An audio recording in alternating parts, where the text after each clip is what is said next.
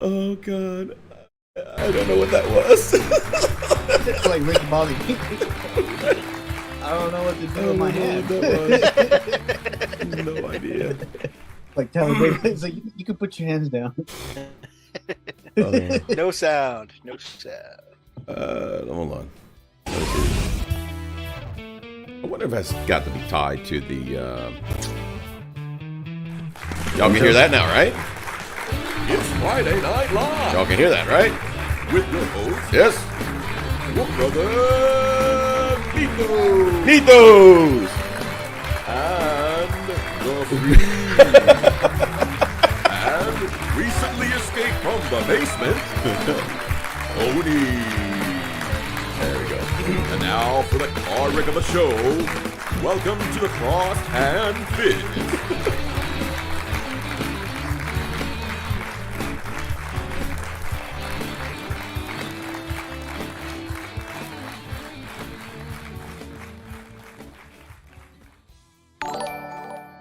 Whoa! Mr. Drocken87 just subscribed. Thank you so much. Well, that was kind of timely. Is Methos rapping? Yeah, he is. Is that what- He's is that what he I need to drop some beats for him, man. Let's see.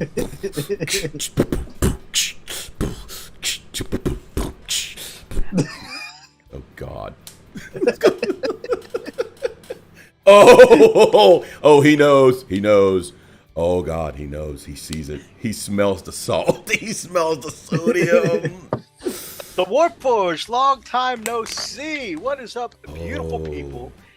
It's Wolf Brother Methos. An Iron Freak. I just escaped the basement again.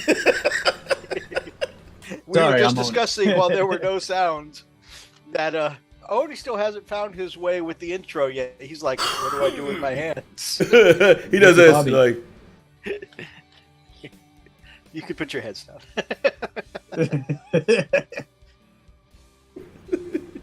Let's get into the volcanic eruption. No, there's gonna be a lot of that.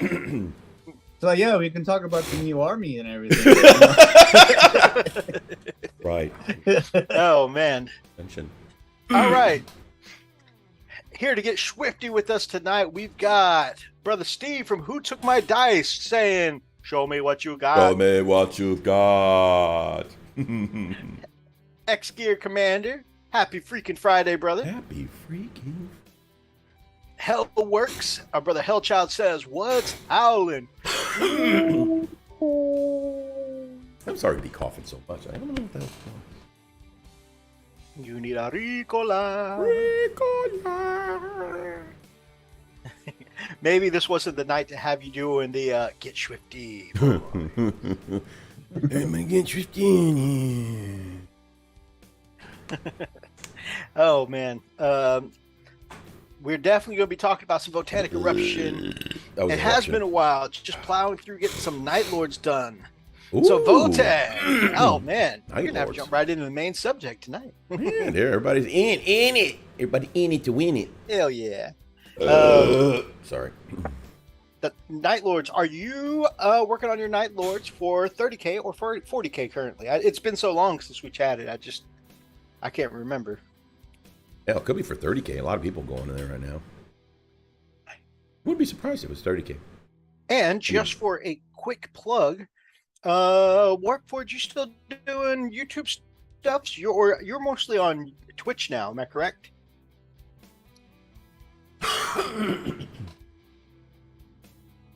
If I have that wrong, apologize. I've got the CRS. It's a CRS. very, very serious medical condition. Yes. But Critical Wow. rectal.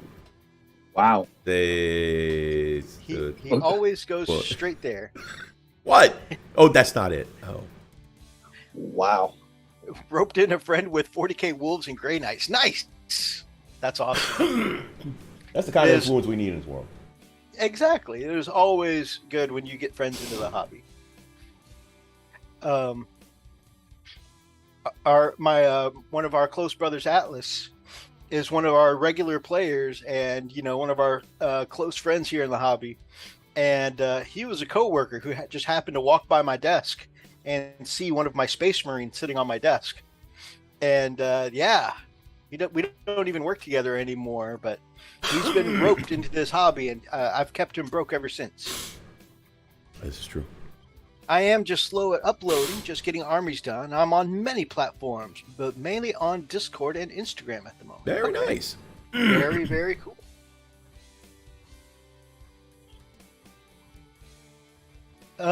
So before we jump into the main topic, I always like to talk about what we've done with our hobby, because I feel like, you know, being able to show what work we've done each week helps not only, you know, keep you guys current with us, but also it kind of gives us something to motivate us. You know, having something to come back and show you guys, this is what we've done this week. You know, it's a good motivator, I think. With that being said, Freak Olicioso, I didn't make the paint hangout with you and my favorite. No, I didn't shoot. Huh? What? What did you guys get done this week? What you got for Not a damn thing. How far he can get his fist in his mouth. He didn't go that far. Couldn't fit. Couldn't do it. I need a little smaller one.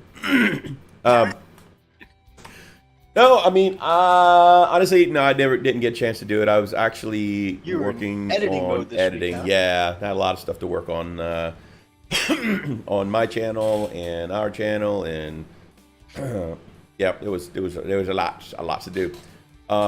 Really excited how the tutorials Brother Oni's pushing out, man. Those are great.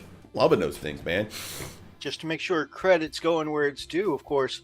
Oni's been cranking out the content, putting together these tutorials for us lately. Big preach.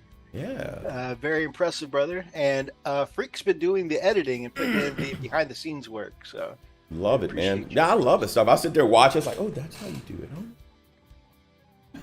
huh? So I'm like, oh. Stop editing for a minute. Oh, that's how you put the sand on there? It won't fall off? All this time I've been doing this shit wrong. Well, damn. Like, oh, I gotta edit this one. It's like, you're welcome. I really enjoyed the desert tutorial. Yeah, I love it, dude. Today. That was really good. Love it. I was like, maybe I'll do that for my upcoming sisters, and I was like, the sisters live in the forest. Maybe not the sisters. I have been doing some gaming though. Me, Oni, and Nina Chick, we played some Bigfoot, and I did record it, so we're definitely gonna put that on my put it on the channel. I actually forgot about that. You did? I did. I know that was like. Oh my god! There's so much stupid in there. It was just. So yeah. I'll put the bullet in. That's why you guys are always great at making content together, though, because we know how you guys have some great, very goofy chemistry. Something's always going to go wrong. Yep. One way or another, something will go wrong. Things happen. It wasn't me. Was it? Oh, no. Let me just say, spoiler, Oni takes credit for everything. I do. I mean, whatever. I got his health down like halfway. Oh my god. And then you died, and then you died, and then I died. Yeah. Well, from what I hear, Freak, the way I understand it, I mean, Oni's the one putting in the work. And Oni says he's putting in the work. Oh, so yeah. There's a difference. And I'm not going to take that away from him because that's his smug. That's his deal. I mean, Bigfoot was attacking you guys, and as soon as I show up, he starts running away. You know, there is a section of the video where Nina Chick's carrying your floppy dead ass corpse, right? Hey, I sacrificed myself for greater good. I took one for the team. Okay. Yeah, you know what I mean. Oh god! I was like, "Hey, leave my friends alone. Take me." Wow. You know, it didn't come out like that. More people need selfless folk like yourself, my brother, on their team. Methos gets it, you know. What the hell is this bullshit? Wait, what? What? You didn't even see it. You talking shit. I'm just, this is the way I heard and understand the story. Oh my God. Gets it. No, shut up. He gets it. You know what? I'm putting an extra padlock on the door in the basement next time. You ain't coming out. Witness me. Oh, no. All right, just because it's been so long catching up with our brother, the Warp Forge. Since he says he's mostly active on the Instagrams, I'm putting his link there in the chat, and we'll take a look at it a little bit during Art of the Week. But go check out our brother, the Warp Forge. Do it. Man, this guy's always cranked out quality work. And I've always loved the stuff he's done with the DC miniatures. And, of course, he does amazing Night Lord stuff. And, scrolling through, he's got some Necrons, some Ultras. Necrons! A range of work here. Some Scions. Got to get that Edict Beer enthusiasm. Necrons! All right. Oni, my brother, aside from saving the day with your dad and Oh Nina, my God. what else have you had going on this week? What you got for a poke chat? I've just been recording another tutorial. I'm not even gonna spoil it for everybody. So I've actually done 2. Sweet. I'm editing those. Continue working on my World Eaters. I'm going to work on Big Daddy Angron tonight. So I might mute myself later while I'm doing the airbrushing. The little Primarcachino action. Primarcachino. I have a game on the 24th. Are you taking the Primarch right away? First game, boom, let's I go. got it. The way to do it. Go big or go home. Wow. Go big and go home. The World Eaters. They don't care. You know what? He ain't wrong. Go big or go home. He is not wrong. Yeah, so did that. And I played a couple of games. Yeah, that's pretty much it. Sweet. Yeah, just the tutorials were the ones that's been taking most of my time. Trying to get it right.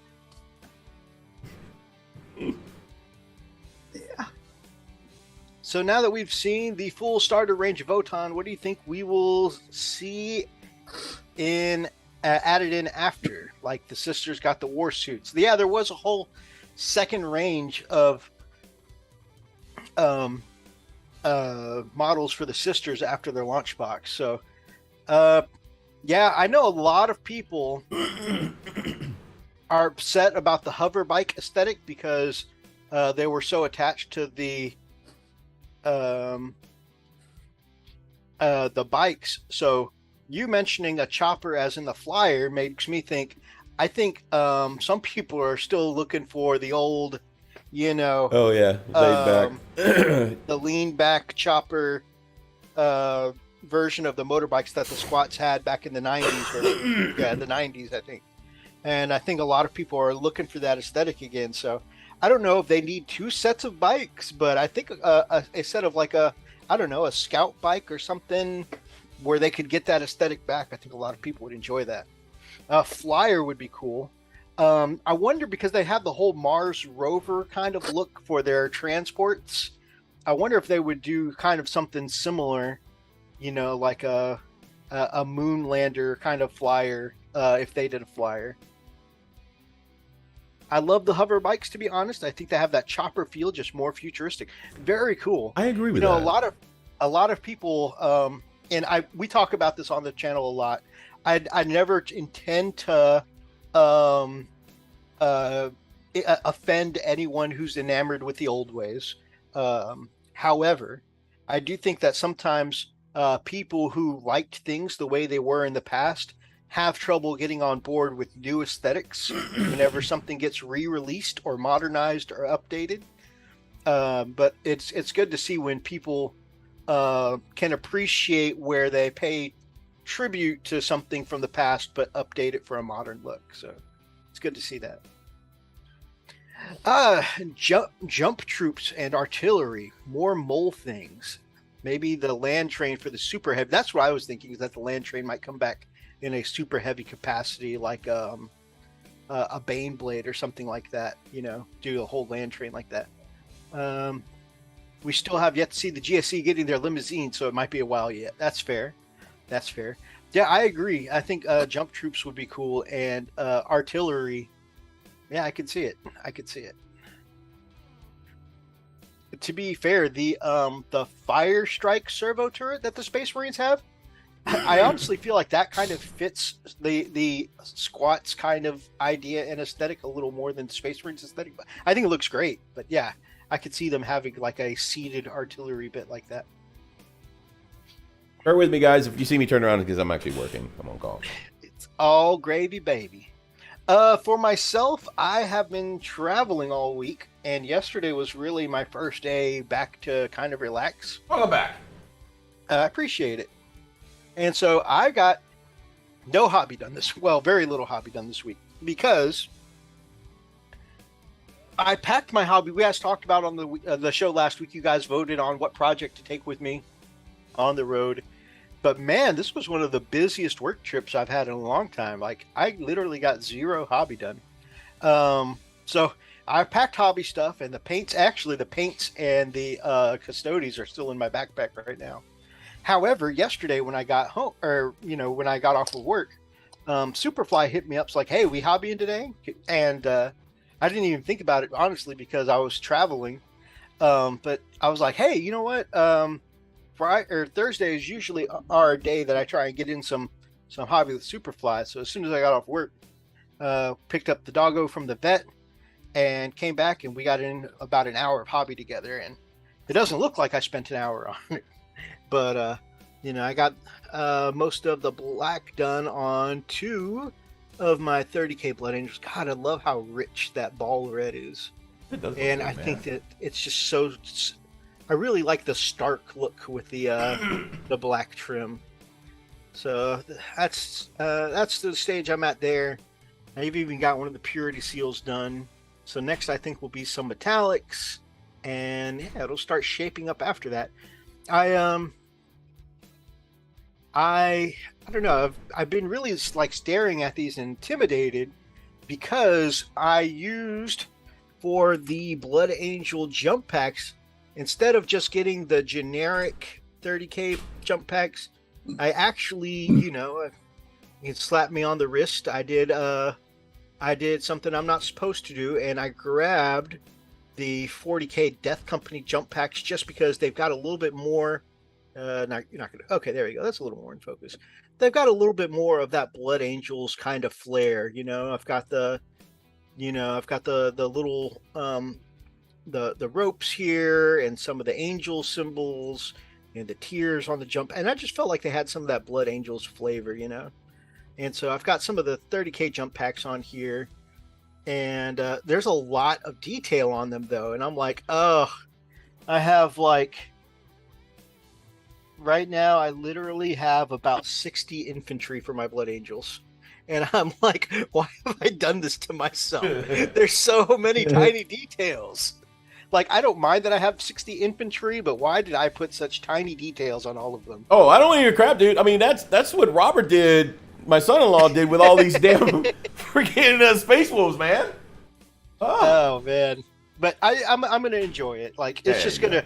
It's just the details could take me a little longer to chew through, especially like one of the really fine details that if I held it up to the camera is not going to show, but like on the backpack and on the wrist here, there's almost like it looks like the kind of like golden rope you might see on drapery and stuff like that. Yeah. Or wall art pictures. Oh, that did zoom in nicely. Yeah, so these little ropes, trying to paint those tiny ass ropes without bleeding onto my painstakingly blended and airbrushed armor. I know I'm going to mess it up. I know some of the paint's going to bleed off the rope onto the armor, and then I'm going to try and clean it up, and then it won't clean up cleanly. Yep, I'm going to get that phone call. Freak. Oh, I messed up the arm. Oh, he got a phone call so bad. when I was painting my White Scars Contemptor Dreadnought, and some of the red bled off into the white, and then some of the gold bled off into the white, and then I kept trying to clean it, but you never can fix with a brush the same way you airbrushed it on the first time. This is true. Oh, man. Oh, he I was was so so mad. mad. Oh. Anyways, but thankfully, I'm hoping Red will be a little more forgiving. Have a good night, Steve, my man. Good night, buddy! That. Hopefully that wasn't too long ago. Hope you have a great night. Oh, looks great. Thank you. The champion with those mass drivers to boost his speed. What if instead of jump troops, they went with mass driver infantry? Oh, yeah. I could see them doing that instead of traditional jump packs, like all mass drivers, and that champion being kind of, the support for them, or they would be a support for him. Help keep him alive while he warp jumps all around the board. Because every character needs a good meat shield, right? So yeah, those two guys, like I said, it doesn't look like I worked on it for an hour, but that's literally the only thing I got done this week. Although, I did want to give a shout out to a couple of our community members who have been listening to our show, been hearing about how I've been getting into Guard the last few weeks, and sent me some goodies. So first up, we've got Brother Greg, Gamers with Coffee, sent me his leftover unused bits from Kill Team. And so there are some Space Marine bits here from the Kill Team, but what there is a lot of that I'll have plenty of use for is the other half of the Kill Team box is Renegade Guard. So there's lots of leftover like knives and las guns, posing arms from like where the squad leaders and whatnot are pointing and giving orders. Do Space Marines smoke cigars, in particular Blood Angels? I bet the Blood Angels are just Chad enough to be popping some cigars. I would say yes. But yeah, lots of cool looking bits like this one. And I know these are Renegade Guard, but yeah, those are them King Edwards, man. but yeah, there's I would love to use most of these bits to add some flavor into my Guard. Like some of these lasgun arms have like some really cool, badass Rambo style bayonets on them. Some of them have like a little chainmail cape coming off the shoulder. Again, I know these are Renegade Guard, but these are going to go great just to give some cool flair to my Guard. I could definitely see some of these soldiers, who lost their home world to Chaos Marines, picking up some of these pieces as trophies, whenever their unit manages to take down some Chaos Marines. Huh? That's they did. 13th Crusade, baby. Hush, traitorous scum.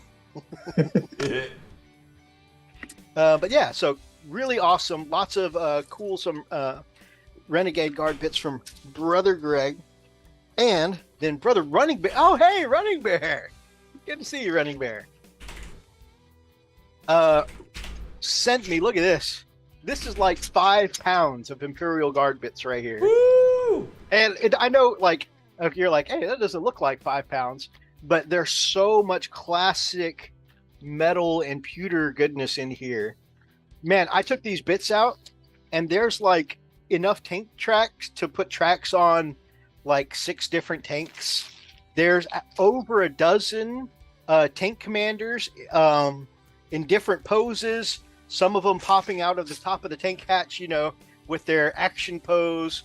Some of them are in the pointing pose, like, shoot, see that tank over there? I don't want to see it anymore, Some of them have their hand up, like the old meme, drive me closer. I want to hit it with my sword. And there's a good, like I said, there's over a dozen tank commanders in here, but I would say more than half of them are the classic metal ones, which are very cool.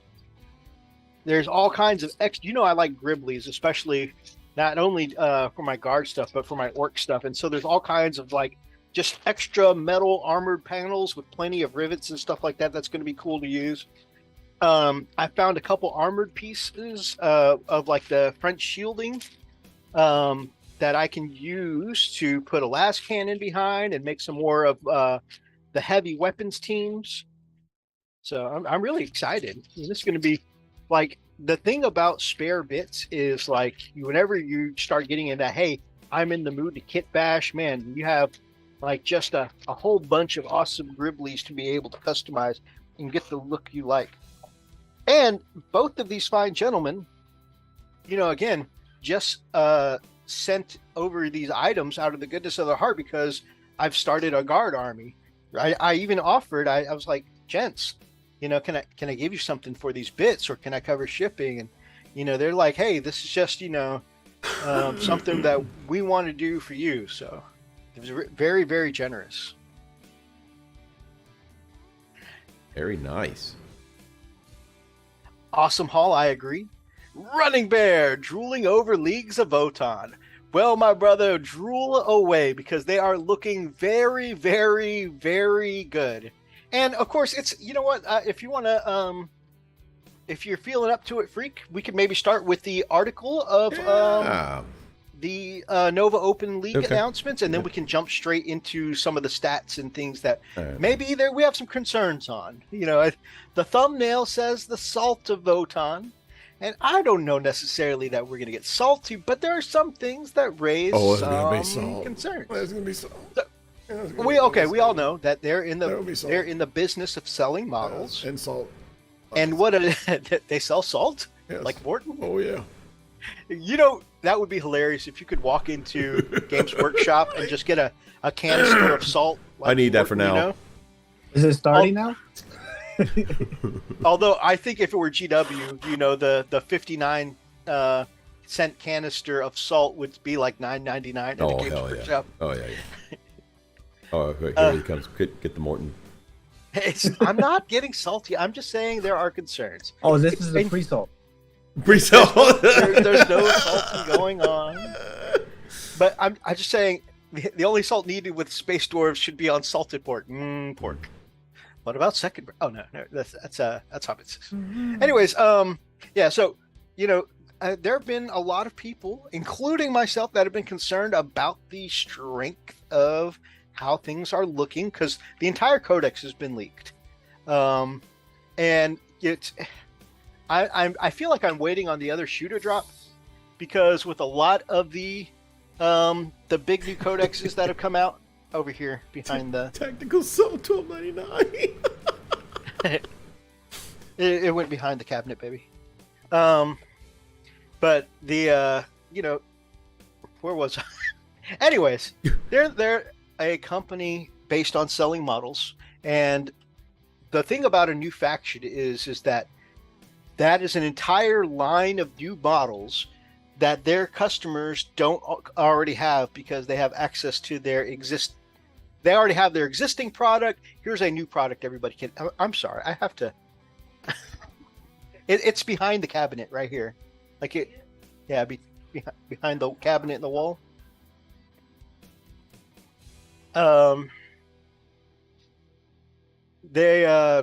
Sorry, ADD. Salt goes everywhere. But yeah, so because this is a new faction that nobody has yet, GW's anticipating making lots of money out of this, as they should. They are a model company, but because they want to sell lots of these things, I think we can expect these to be very high on the food chain for a very long time. At least a full season, I would say maybe even longer. Some people said, man, looking at this, I'm sure there's going to be an FAQ or something like that shortly after they come out to make them more manageable. But I think they want to keep their sales nice and high for a while, because this is a new product and all of their existing customers don't have this product yet. So yeah, I think they're going to be very strong, probably, top the meta for a while. Mm-hmm. I've been reading and rereading the codex. I feel as though if you try and tackle them in traditional combat, you're going to feel the struggle. You kind of have to beat them at their own game with Mortal Wounds. I think that's Mortal Wounds. They're going to be hard to ship for sure, but fast armies and such are going to be hard to deal with them. And I think we are already in a meta where things are hard to kill. So, okay, well, There's a reason. So as they have presented the army, especially like in their battle report and stuff like that, I would agree there. But knowing what people do when strong armies come out, I don't think that's going to be the case. Let's see. Let's see what's on the screen. Okay, Keegan, my man. There's an upcoming squat player right there, brother Keegan. Okay, I'm gonna shift you brothers over to this screen so we can take a look. And so what we're gonna do is we're gonna take a look at the Nova reveal here, and then we're gonna talk about some of the stats and stuff like that that have been leaked. Well, sure. Obviously, I don't want to put any of the leaks on screen, so we're just gonna talk through them, but we're not gonna put anything on the screen for the leaks. Copy. All right. I mean, a lot of good stuff come out. That's for sure. There's the lunar rover kind of looking thing, the Mars rover that Methos was talking about. Gorgeous. It's coming up. You know, Triple Land Fortress could be very good, but what I'm worried about is how strong their standard troops are, and in an average battalion you can take 6 troop choices. That's what I'm scared of the most. The Land Fortress in all its beauty. I love, like, that looks like a Mars rover on steroids. Yeah, I love that look. Yeah. And I just want to put this out there. I'm known for maybe getting a little heated on our channel when we talk about things that are strong. What, Methos? No. And I'm known for my strong dislike of Tau. I want to go ahead and put out there, I love the dwarves, the space dwarves aesthetically. I like their lore. You know, the whole, lost and abandoned by the Imperiums out in space, struggling on their own until they trade with the Tau, and now their tech is a fusion between old Imperium tech and Tau fusion, Yeah, I'm Asian American. I'm all about that fusion, baby. Especially when it comes to food. But this ain't food. While I think they're cool, I just have a few concerns about the army and the way it'll function. Let's look at the goodies, and then we'll go over the stats. I just wanted to preface all of this. I do like the army. Oh, absolutely. I love it too. I really like the way it looks. Honestly, it's a cool looking army. It really is. It looks really fantastic. They did a great job, making it. I was like, I like it. I like it. I like the wagon. I really do. Got a lot of toys. I ain't gonna lie. Got a lot of really, really cool toys. I mean, look at this. If you can't if you can't outmove a movement 5 army, you need help. Okay. Let's not throw salt around here at each other. Let's just talk about the Votann. I understand. Maybe it's me, and maybe I'm a crap player. Okay, let's not throw sand at each other's eyes.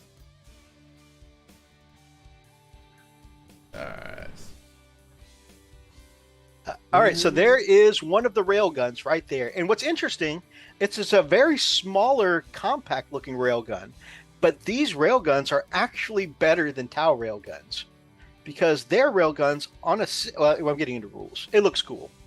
I like that the pilot here. Okay, one of the things about the squats is they weren't around in the Imperium when the Imperium outlawed AI technology, so they're still going full throttle with AI. And so you've got the pilot here with his AI co-pilot, which I think is really cool. That fortress I'm going to need to start painting fast. Nice. I want to do a game of Votann versus my Necrons. Man, take some pictures, man. I'd love to see a little play-by-play.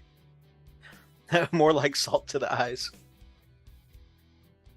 So yeah, you can see a missile system here. This thing's covered. It's like bristling with bolters.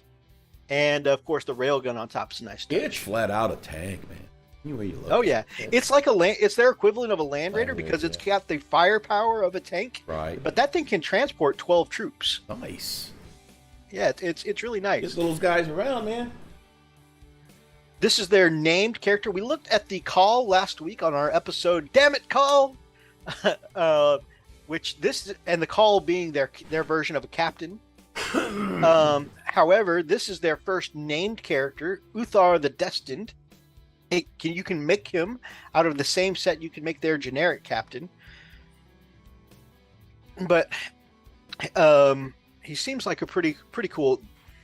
The sword is okay, but the little gladius isn't as impressive looking as when they first revealed the captain model with the axe and the hammer.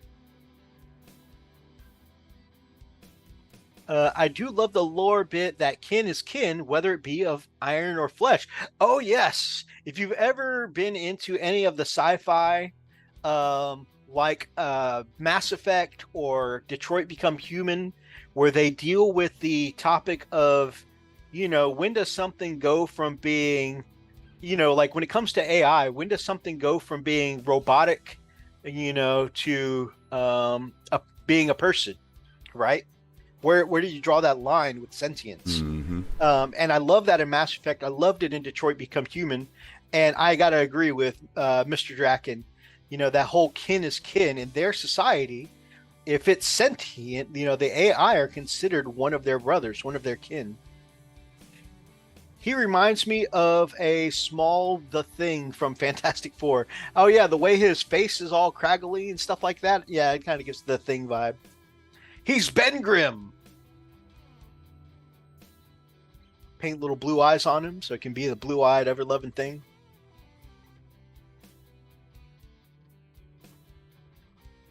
Einher the Champion.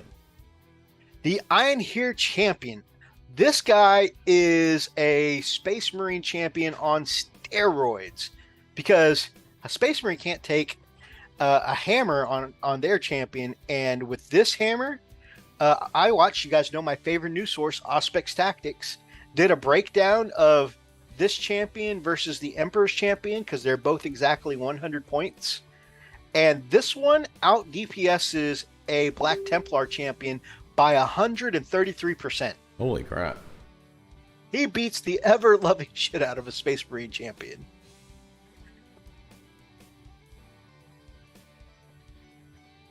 Once again, this guy's covered in great detail. You can see why I put my head on this guy in the thumbnail, just because I think his armor looks really cool. Champion is so damn good looking. I agree. He looks awesome. Yeah. That Black Star Axe looks really cool too. I like that for the Black Star Axe, they gave it a different paint job than their normal plasma axes. That axe looks really good, but I mean, when you can put a hammer on a champion.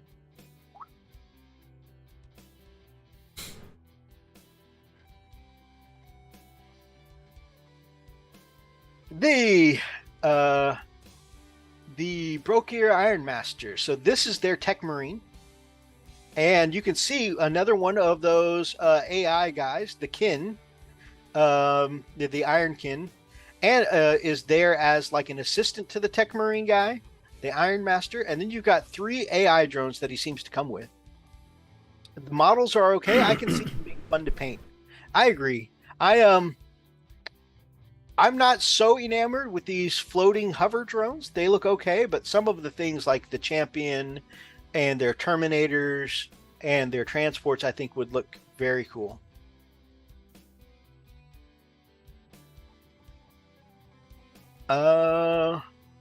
Reminds me of Balin from the Hobbit movies, or Dwalin. Yeah, I could see that.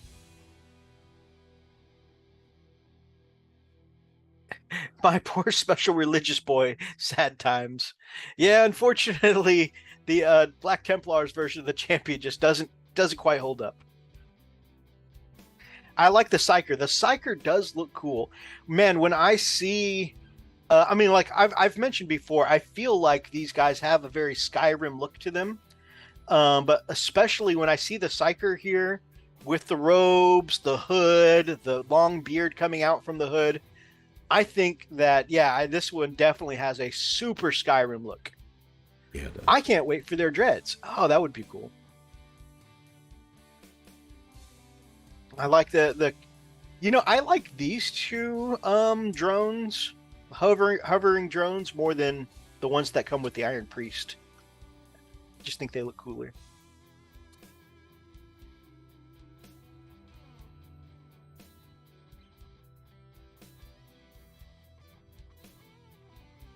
Votann Berserk mole grenade launcher. I'll have to hand them the good word. I'll just have to hand them the good word of the Emperor, forcefully, down their throats. Yes! So the Berserk models are pretty cool. We looked at those a few weeks ago, and this is like an addition for them. It's cool to see. This reminds me of like the Imperial Guard Heavy Weapon Squad, because there's two of them on one base, and these mole grenade launchers are very similar to the mole grenades that the Krieg used to use. And what happens is this guy basically locks in a target with his little targeting array on top of there, launches a grenade into the ground, and it drills towards them and pops up amongst the enemy, which is pretty cool. And of course, a Berserker is never too far from, his big old axe or hammer that he has. It's cool that his Ironkin next to him, is kind of following him as an assistant, carrying his big ass weapon for him. Kind of reminds me of a caddy if you think about it, like with golf. Hand me my number one iron. Wham! The Grimnir will be my main character in my army. Love the mini and what it does. Nice. It'd be cool to see if they, because they're bringing it back with the squats here, if they bring the mole grenade launcher back with the Krieg, who I hear are getting their own place in the new Guard Codex coming out. So there it is, the starter set box in all of its glory, coming out this month, allegedly. Or at least it goes up for pre-order this month. I look forward to seeing more Votann versus Guard Black Library books. Nice.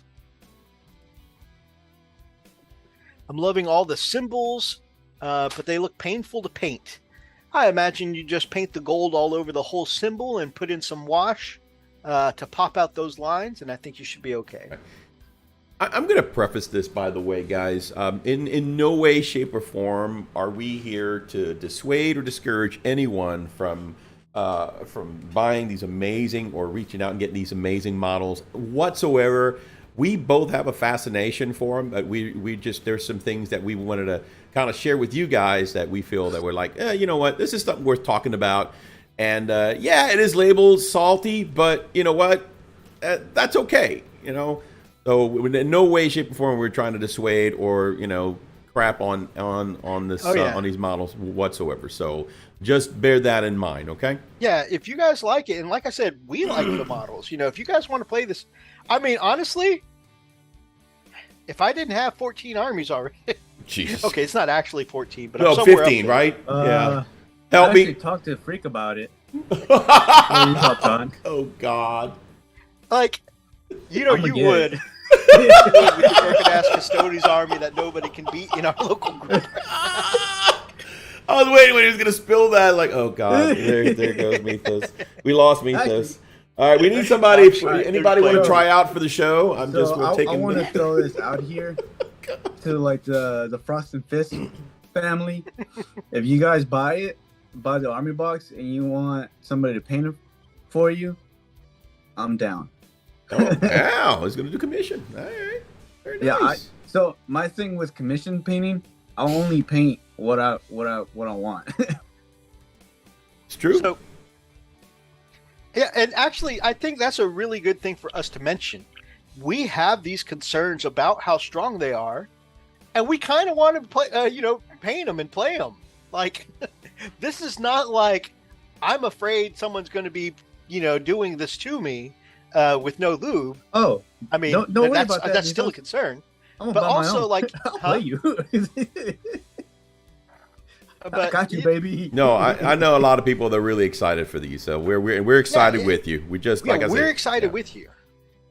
So we're just gonna go over some stuff. But this is a really nice kit. It really comes well packed. Man, as a man who used to run a Caterpillar 906 for a couple of years, Keegan, I love your Caterpillar schemed squats. I think they'll be a pain for Necrons. Brother, I think they're going to be a pain for everybody. Oh, you ain't lying. I just finished up with 5,000 points. Sons of Malice Chaos Marines. Votann coming in at the perfect time. Nice. End of one project. One door closes. Another one opens. Oof. Do it, baby. This is a great looking shot here of the box contents.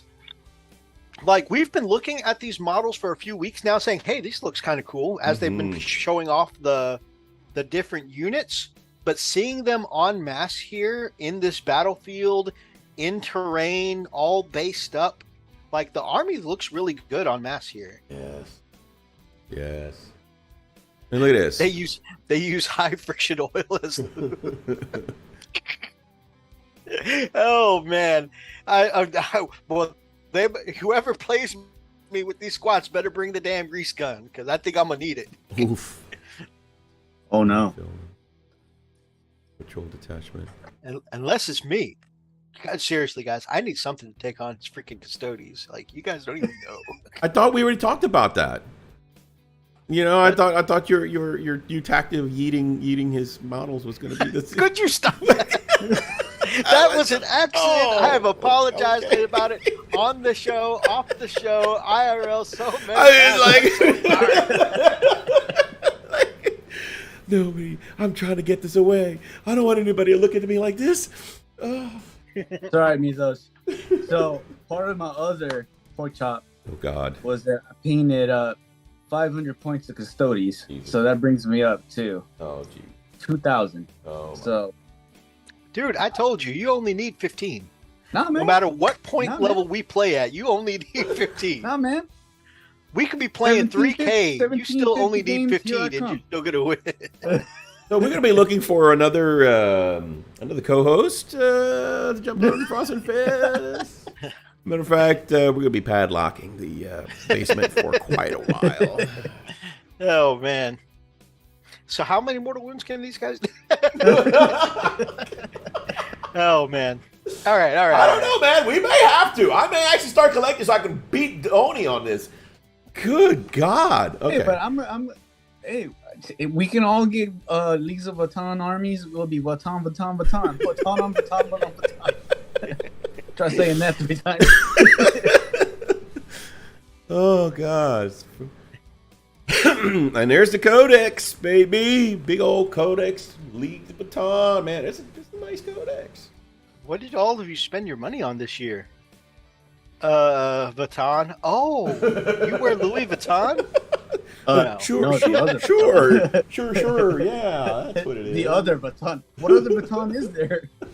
If we ever get into game Methos, I'll bring some really good food so it won't be so painful. Thank you. At least he's gonna dine me before he kills you. I like that. That's what That's what murderers do. Oh no. Oh. I was thinking about the other thing you take people to dinner for. Oh. Whiny dynamite. Right. At least he's doing that. It's like he's got good manners. Of course. I mean, just you have to be careful. Don't yell too loud. Ow! It's dry. Okay, just give me one. Sorry. All right. When you said mortal wounds, all I saw when you said mortal wound was the Black Knight saying, "We call it a draw. It's only a mortal wound." It's just a flesh wound.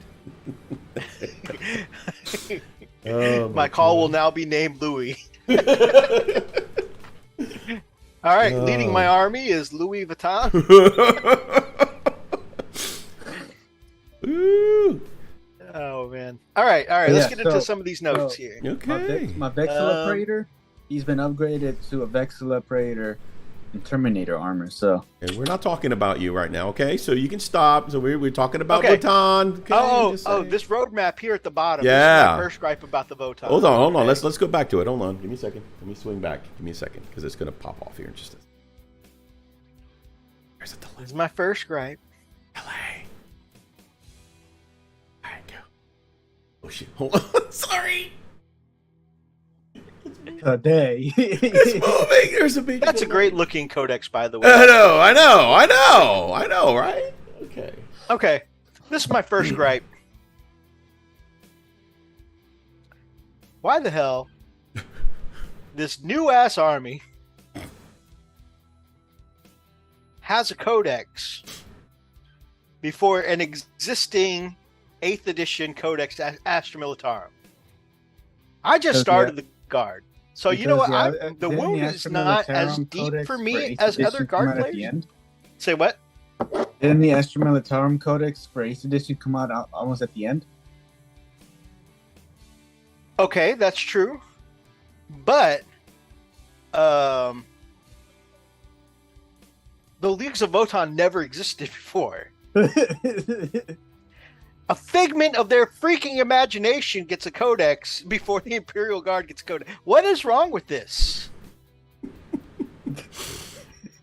I may or may not have sent GW an email to release. The players broke before the Guard did.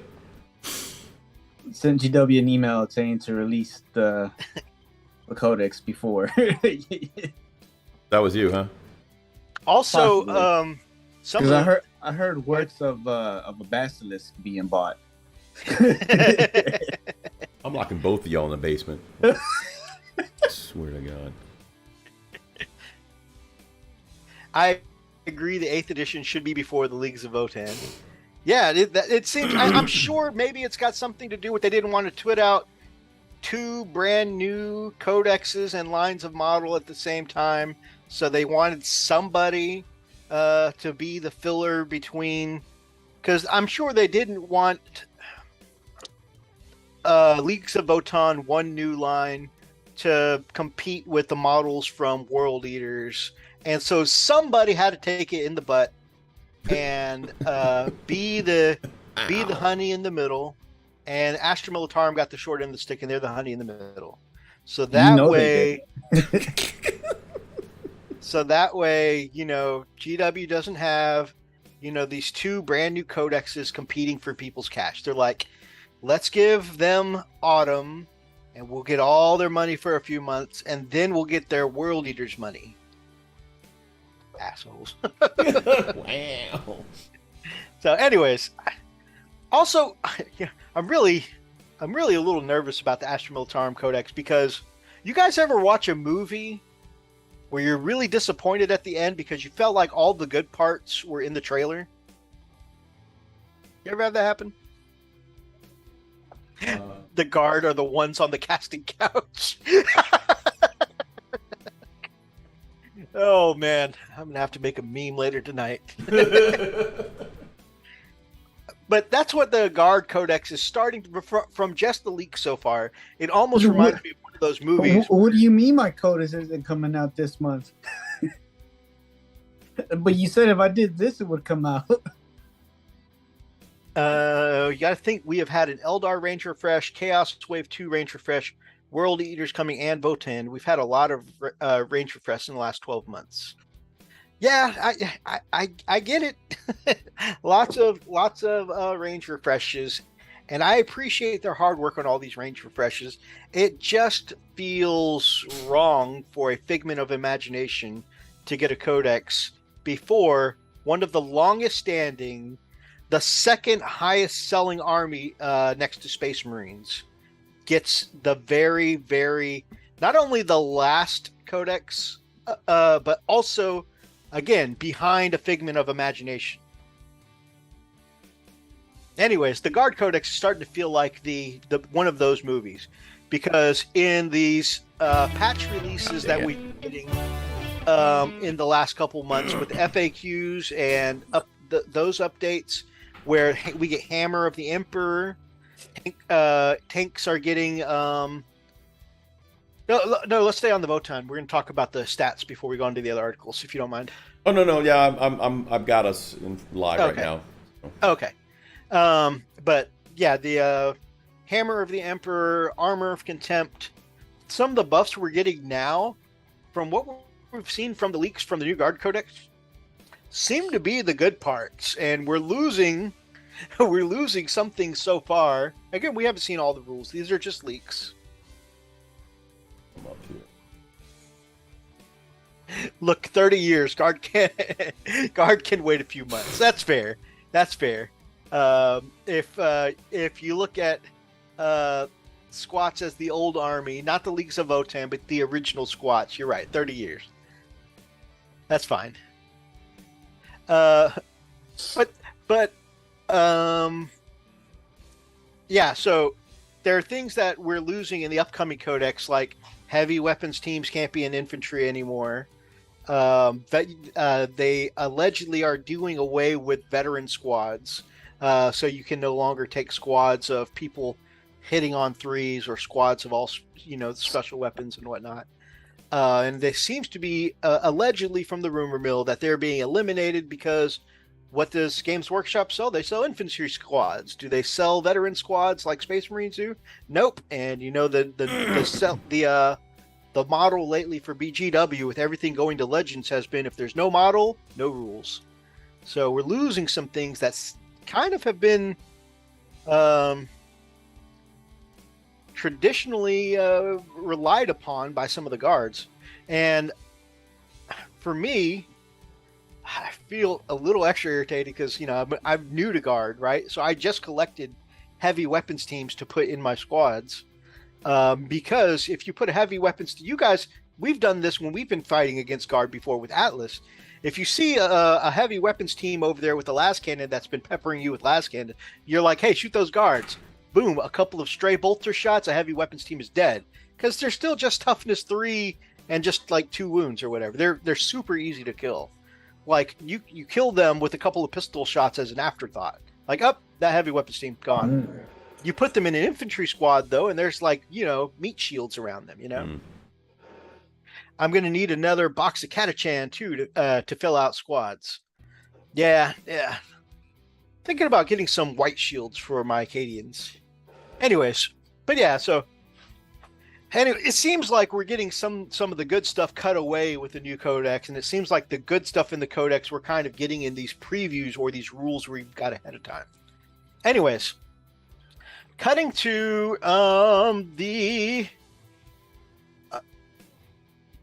some of the leak stats for the Votann. I'm going to talk. Start with the core rules. Yeah, I'm going to start with the core rules, and I'll talk about some of them, and then you guys let me know your thoughts. Especially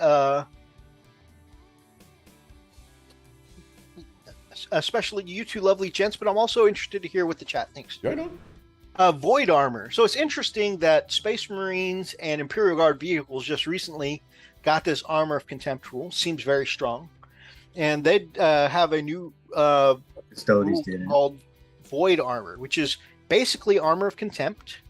But also, it shuts down all of your reroll wounds and damage. So lieutenants are now absolutely worthless if you're playing against Votann. And same thing with things that do similar things, like if you do Wisdom of the Ancients, you can only do the reroll to hit because you can't reroll to wounds. And that is army-wide. So it's like, would that affect Trajan's ability? Mm-hmm. Does reroll of both? Yep. You'll only be able to reroll to hit. So yeah, that'll affect command points. It'll affect lieutenant abilities, Trajan's abilities, dreadnought abilities, anything that lets you reroll wounds. Another one is Space Marines with lightning claws.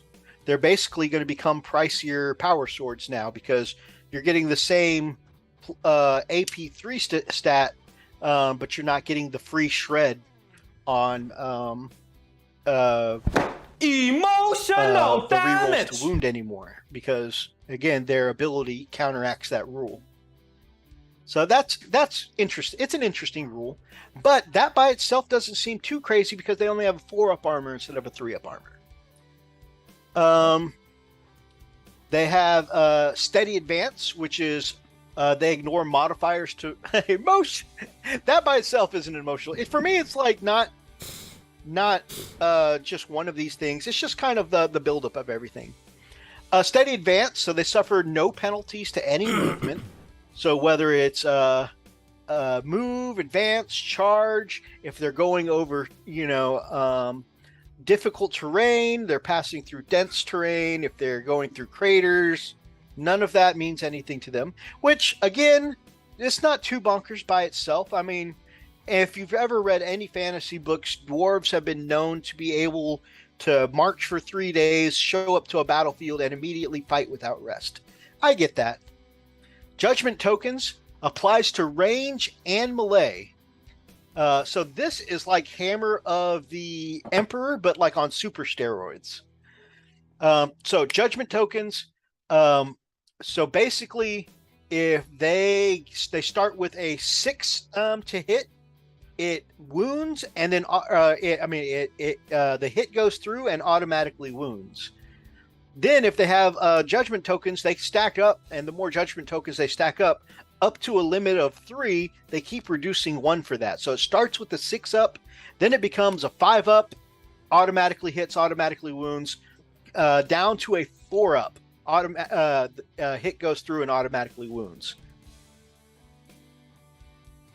Yes, they only have 5 movement and only get 3 for advance. Right. And like I said, steady advance. They can only ever move 3, advance 3. But the thing about that is they auto advance 3. And man, I can't tell you how many times with my Space Wolves or my Orcs, you're really trying to get across into combat, and you're like, I'm going to spend my whole shooting round advancing 1 inch. Oh man, I've actually had a couple times where I'm like, I'm going to re-roll that. I advance still 1 inch. I didn't stutter. Oh damn. But yeah, so that those judgment tokens can go all the way down to a 4+. Hit goes through and automatically wounds. So it's like I said, it's like Hammer of the Emperor for the Imperial Guard, but on steroids. They have a new weapon type called Hunter Weapons. It's a flat number of shots, so it's Hunter whatever, but they're basically their heavy weapons. And get this, they never suffer any modifiers. Oh, for moving or with heavy weapons, huh? Any modifiers. Gotcha. Wow. Moving with the heavy weapon, no penalty.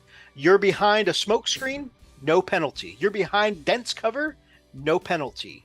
So yeah, your cover don't mean shit to them. You got a supersonic flying aircraft, don't mean shit to them. They don't care about your -1s to hit. With Eldar, you can do psychic shenanigans to get like a -3 to hit, even though you can never go to a beyond a -1. It stacks up so that way if you get +1 to hit somewhere, right, you're still getting that -1. Well, they don't care about all that. You can do all the psychic Eldar shenanigans you want to. Boom, they don't care. They hit you on what they hit you with. So that feels bad, especially with this next thing. The thing that annoys me the most, the Magna Railguns. These are cracked out POW railguns. They ignore invols. The small one that the infantry get is D3 +3 damage. And the reason that these are even better than TOW railguns is their standard troop choice can take them. Standard troop choice. Can you think of any gun so powerful in any other standard troop choice? Like, a tactical marine can take a las cannon, but you ain't doing all this ignore invul. And the thing of that makes it stronger than a TOW railgun is if you roll a 6, that damage splashes over. Now, that is a mechanic that is counterintuitive to any other shooting in the game, because what's always been the rule of shooting? Hey, if it's one shot, it doesn't matter if you do 100 damage, it can only kill one guy. Right. That's not true with these Magna rail weapons. If they roll a 6, that damage can splash on to the rest of the unit or whatever, and you're taking all that extra damage. Tell us how you really feel, Methos. Oh, I didn't think I was worked up yet. I'm sorry. Phoenix, lovely, soon bride-to-be Phoenix. How are you tonight? I hope you're doing well. I have a question. Do we know what the distance of this Magna Rail monstrosity? Yeah, the whole table. I don't know the distance on it, to be honest with you. I just got the I'm the curious, damage yeah. and the ignore invul and the splash damage. Really curious to see what kind of distance or coverage that thing has. Because if it is a 36-inch or something ridiculous like that, then yeah, I'm really not feeling it. Competitively speaking, this army feels like it was designed to shunt out perma-transhuman armies like the Leviathan, Custodes, Deathwing. The fact that it works with judgment tokens, yeah, it's bonkers. And like I said, what's crazy is this could go on your standard troop choice. A standard battalion can take up to 6 troops choices. Can you imagine 6 of these things? I mean, it's not worth putting any vehicles on the table whatsoever. You get 6 of these things on the table you're staring down, and then their big land train, well, not land train, what's it called? The land... Anyways, that big ass Land Raider thing that they have can take one on top too. That's even stronger. So that's 7 to 9 possible railguns. Jesus, dropping 36 inches? Man, you really think so? Holy crap. Yeah. Imagine having the entire fleet, the entire army. There's you don't even need vehicles. Just bring those guys out. There's no keep point. them behind everything. Like There's no point in bringing any vehicles, any dreadnoughts. Like anything you put on the table, they're going to be able to point and delete. Land Fortress. Thank you, Keegan. Hurrah, Jesus. my brother. TMP, baby. Man, crazy. Good to see you, brother. Hard-working man back at the new school year. Big shout out to all of our teachers in the community. Its range is about as long as a pulse rifle. No worse than than in combat, the Death Guard get a mace that always carries its wounds. It is worse than the Death Guard mace because at least the Death Guard have to get to you with the mace. This is true. You can't just splash 6 units of troop choices down on the table and fire invul ignoring, splash damaging railguns into people's faces. Like honestly, like unless you're running 100% troops and no lieutenant, by the way, because army wide they ignore your rerolls. I don't see any point in putting anything bigger than than infantry on the table with the weapons they can bring. Yeah, they don't need to. They don't need to bring. I mean, that's just lanyard. That's just extra. They want to bring that damn tank. Hey, here's a little extra. You put down a tank, and they're like, "Oh, that's good." All right. Bring it for the points. Right. Man, it's just filler. He's just gonna stay back here. He's not even go out there. By the way. I appreciate that, man. By the way, I'm gonna bring it down. Now, one cool thing, and like I said, it's not all doom and gloom. One cool thing is they have something called beam weapons. And beam is a type of attack that they used to have in 7th edition with some of their psychic attacks, where they say Hadouken across the field, and you draw a line, and that anything in range of that beam, in the path of that beam, gets hit. They get beam weapons that can do that from, hit anything in its path. When you entered Nova, did you have to pull your pants down to get a jab? Oh God, might as well. I didn't have to, but the gentleman ordered me a drink. It was nice. Next thing you hear it, owie! Oh, look at the cute city building. Oh wait, that's a normal sized tank.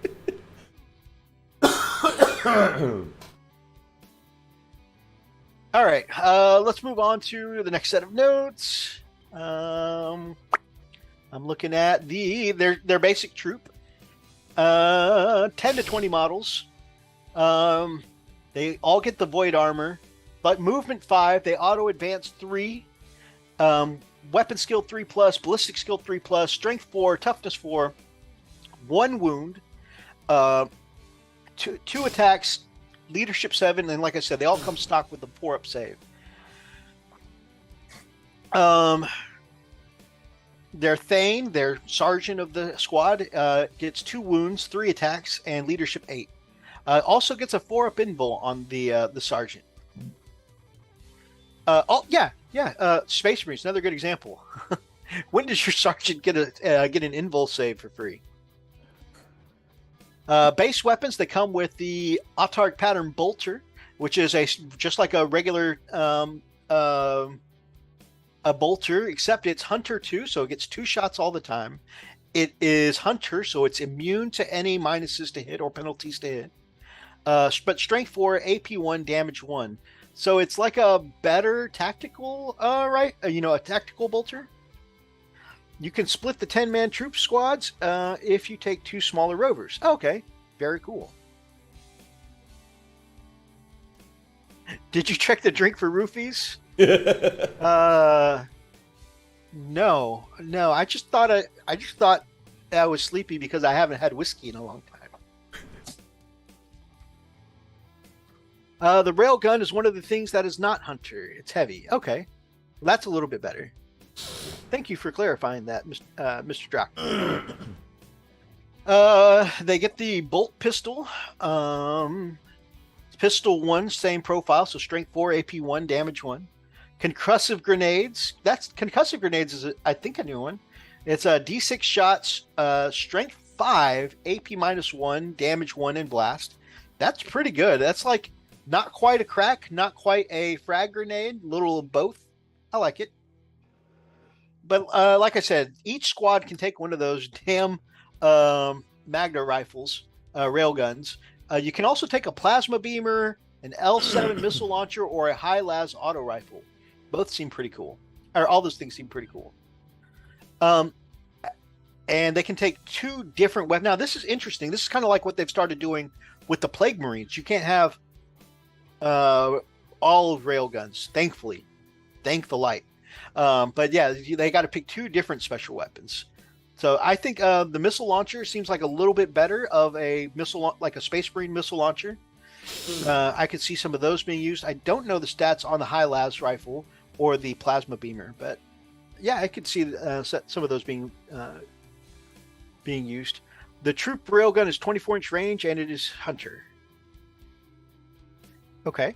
There seems to be some disagreement in the chat. Some people say it is Hunter and will not suffer penalties to hit, and some people say it's heavy and will not take it, or so it will take penalties. So we shall see. We'll really know once the codex comes out. Sure, and like I said, these are all leaks, but they're not all inclusive, right? Right. Now, on top of being able to take those badass weapons, again, what other troop choice can do this?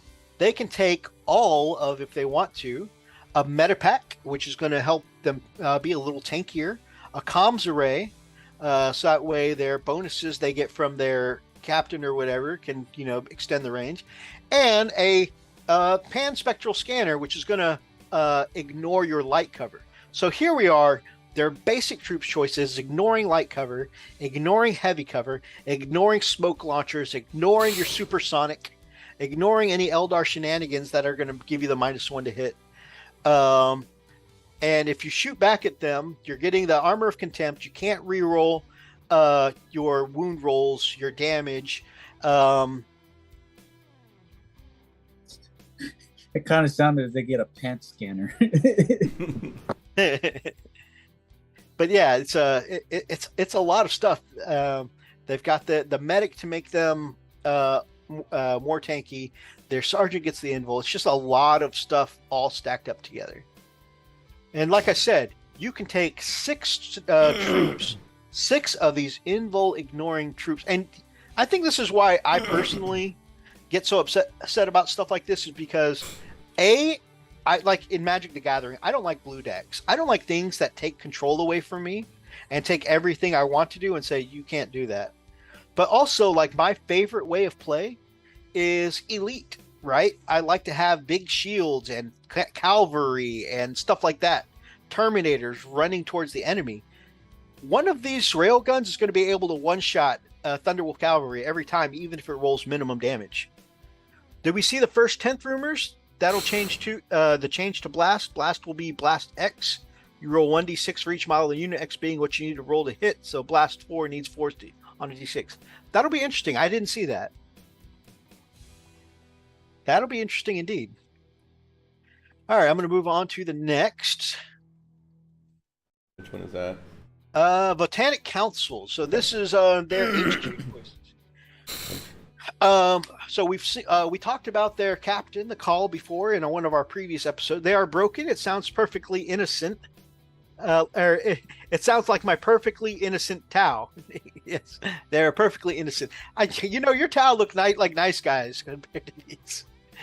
So we talked about their captain, the call. They have a couple unique ones, but they also have the high call, which is like their chapter master.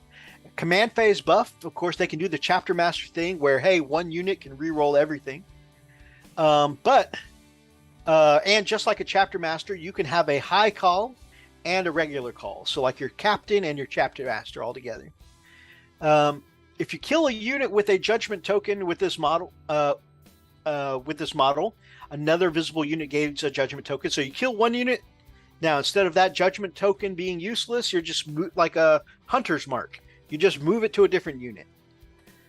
And of course, there's a warlord trait called Experienced Eye. You can use grim efficiency and extra time. So there are different ways to get judgment tokens. If you kill one of the Votann units, that unit, the unit that killed them, can get a judgment token. Also, their captains can put a judgment token on one unit each turn, and then on top of that, that warlord trait lets them put an additional one onto a target each turn. So it's actually not that crazy for them to quickly accumulate tokens where their hit goes through an auto wound on a 4+ pretty regularly. Their Lord Grimnir, this is their Psyker, can cast one extra psychic power, usually 3, +1 to cast if the enemy is within 18 inches and has a judgment token. And of course, Warlord trait, ancestral power, 6-inch range to all of their psychic powers in their discipline. Salty emotional damage.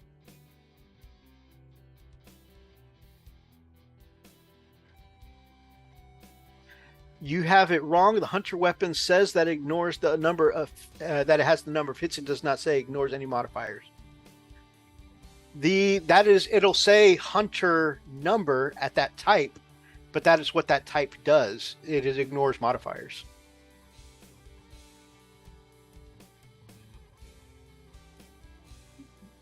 The Forge Master, -1 CP for War Gear Stratagem with this is another one, and a couple other armies have this one. So it's kind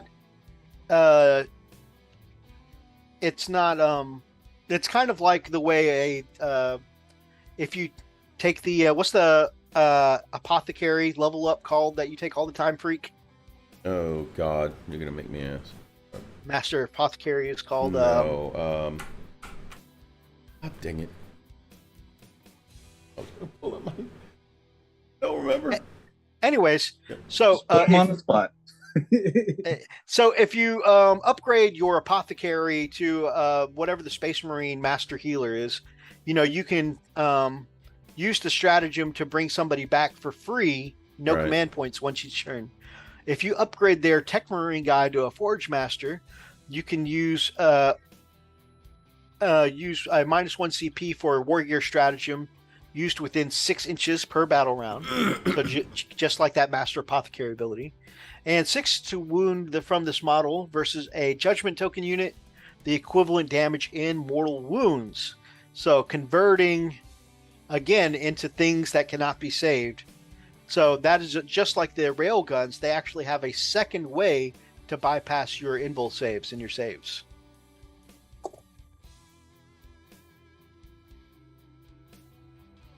Just linked you the copy of the rules from the leaked codex. Does not have it listed that I saw. I don't know what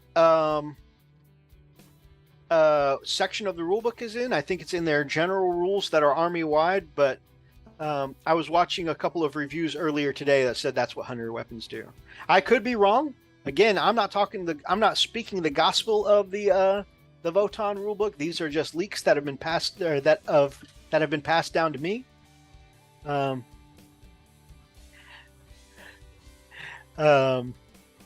But yeah, from the coverage I saw from two different news sites earlier said that's what Hunter does. Is Hunter ignores all modifiers. And the phrase that they used to describe it is a gun that is just a gun, never worrying about the modifiers to hit, rerolls, none of that. It's just the hit is what it is. Warlord trait, Master Armor. So when one of these Forge Masters automatically regenerates 3 wounds when healing vehicles, 4 with one of their specific factions, plus once per battle round, a failed save for exo armor or a vehicle unit within 6 inches is changed to damage 0. Man, so can you imagine? You get a big 6 damage las cannon. You're like, I finally rolled a 6 for this las cannon right onto your land fortress. They're like, actually, that's going to be 0 damage. God dang it. The Tau have a similar ability. I hate it with the Tau as well. But again, that's not because it is on stuff like the Tau and stuff like that. It's not unheard of, but yeah, all these things together, now it's starting to build into something that just feels like stuff's been taken away. Right? Russ, come back. Come back, Russ. Come Shit. Russ comes back and then he starts facing an army of 7 railguns on the table that ignores all of Russ's invols. There we go. Right back to the warp. Right? It's like, you just nope. Elite choices. So we're talking about the Hearthguard now. These are the Terminators, the Einhar Hearthguard. They look badass. I really like the look of these little Terminator guys. Their stat line is that they're movement 5, so they don't actually take any movement penalties for being a Terminator armor, which is cool. Weapon skill, ballistic skill 3, strength 5, toughness 5. So just for being in their Terminator play, they're getting extra toughness and strength, which is cool. 2 wounds, leadership 8 leadership 8, but 9 with the sergeant. 2 attacks, and they get the void armor rule.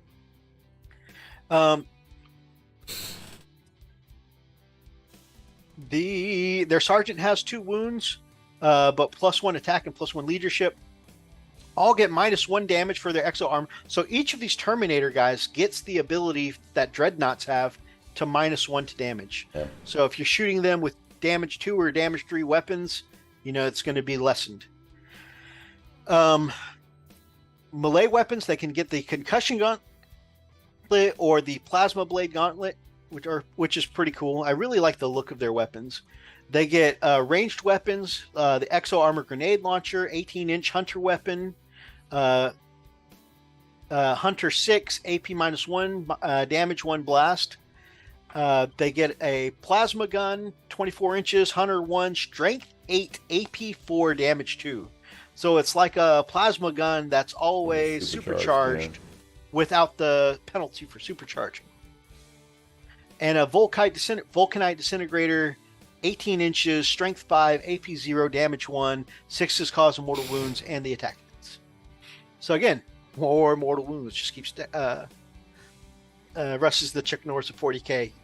That's awesome. I don't know, man. I'm telling you, I got a feeling when Russ and Dorn show back up at somebody's front doorstep, they're going to wind up kicking somebody in the balls. I swear, man. It's going to happen. Shit, you think they're going to give us a Russ and a Dorn? I've given up hope for Loyal Primarch. On top of that, they get to choose one of these 2 crests for free, or so far, there's been 2 leaked. I don't know if there's more. One is a teleport crest that lets them deek stripe, and one is called a Weave Field crest that gives them an extra wound, so they're now 3 wounds apiece, and makes their 5-up invul to 4-up invul. So they are like with the toughness 5, 4-up invul. I mean, they're custodies. They have almost the exact same profile, as the custodies. 2-up armor, 4-up invul, 5 toughness 5. Yeah, they have the profile of the custodies. So their Terminator's tough. They're just fun sized. They're fun-sized custodies, except they get the -1 damage on top of that, like a dreadnought does. Don't. So they're actually a little bit tougher. The -1 damage, and of course you can't re-roll. And they get armor of contempt. They're custodies with armor of contempt. No. I still don't see why custodians don't get it. So yeah, they're tough little buggers. One of the factions, like these factions are like the Space Marine chapters. One of their factions gives them extra 4 inches on all guns, so that 24-inch rail guns becomes 28 inches. Gives the 5-up invulner save army wide, and anything that's a 2-up save unit gets the 4-up invul save. Extra AP by 1 when attacking a judgment token unit within half range. So that right there is just everything that the faction gets. Whew. That's tough. Warlord trait, non-relic weapons get +1 damage. And then their relic Last Crest Jaluk is a 4-up save versus mortal wounds and 3-up invul for 1 save. Didn't they make a big deal like 2 years ago about trying to take away almost all of the 3-up invuls in the game? Right. Anyways, that's none of my business. Emotional damage. For 1 CP, this Ymir conglomerate can do a pulsed beam discharge. 1 beam weapon deals a mortal wound per hit cord on target. So, interesting. It's only night because the Russ told the sun to sleep.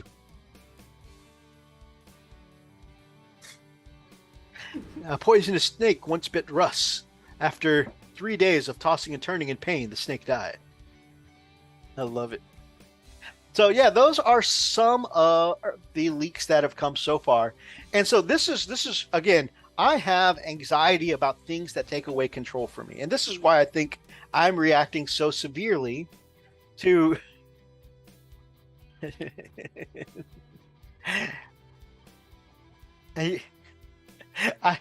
you're not going to let this rest, are you, Running Bear? I understand that right there on this page you sent me, there's no mention of it. I'm just telling you on the coverage I got today from 2 different news sources, that's what they said Hunter Weapons did. Feel free to disagree. But at this point, let's let sleepy dogs lie. Okay? I'm not coming back to that. Anyways, so this is where I get the anxiety. Okay? When control is taken away from me. And I'm going to read to you how a round of combat could go, and you guys tell me if I'm overreacting, but this seems like a lot of phases of the game where I'm saying I'm going to do this, and the Votann say, no, you don't. Okay, I'm rolling to shoot. I hit 2 times. I only wounded once. I'm going to re-roll one of the wounds. No, you can't do that. Okay. Well, I get through with -2 AP. No, your AP is only -1. Okay. Right, also, we have army-wide yeah. invulnerable saves. Okay. All right. I rolled a 1 for damage on this last cannon. I really feel like that's a waste of a last cannon. I'm going to spend a command point to re-roll that. No, you don't get to do that. Well, shit. Okay, your turn. I'm taking return fire. All right, well, it's a good thing I'm behind this forest so I can get heavy cover. No, you don't get to do that. Well, shit, let me pop smoke on this tank I've got here. No, you don't get to do that. Okay, fine. I'm toughness 7 with this Lehman Russ here, so... Actually, I think Russ is toughness 8. I'm toughness 8 with this Lehman Russ here. So you'll be wounding on a... Actually, it doesn't matter what your toughness is. I've created 3 judgment tokens, so I'm automatically wounding on a 4+. Well... all right. Then they're like, well, okay, all right. My railgun rolled a 6, so the damage is going to splash over onto the rest of your unit. Oh, well, awesome. It's a good thing I have an invulnerable save. No, you don't get to do that. Oh. All right. Well, at least I'm in ruins, so I'll get cover. No, you don't get to do that. Well, what can I do? How about this? I'll start rolling for my Votann, and you just go ahead and start pulling models.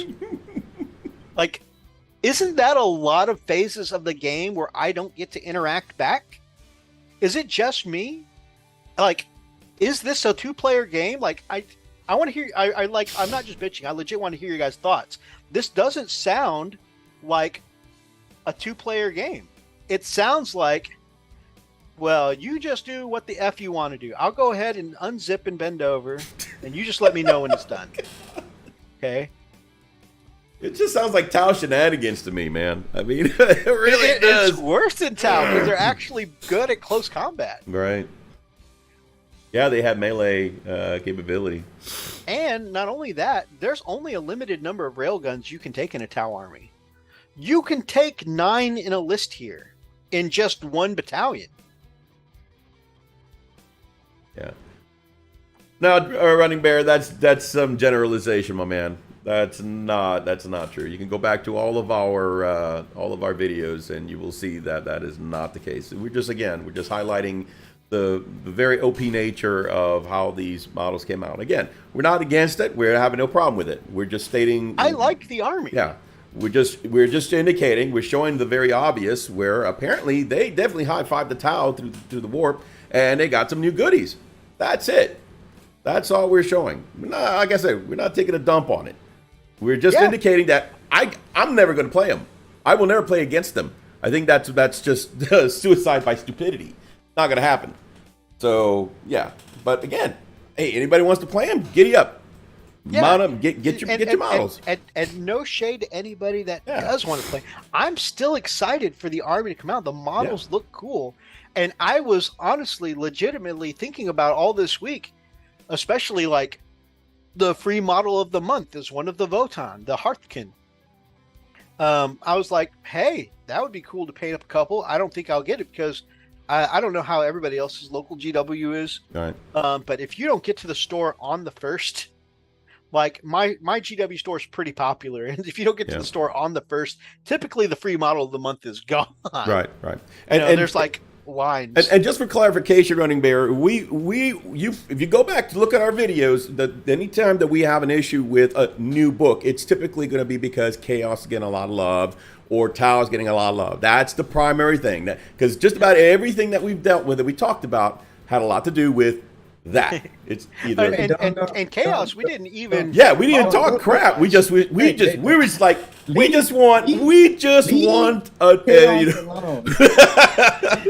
Oh God, we got a Chaos player. I keep forgetting about that. No, but we just we want a loyalist. We want loyalist Primarch. We want loyalist love. That's all it is.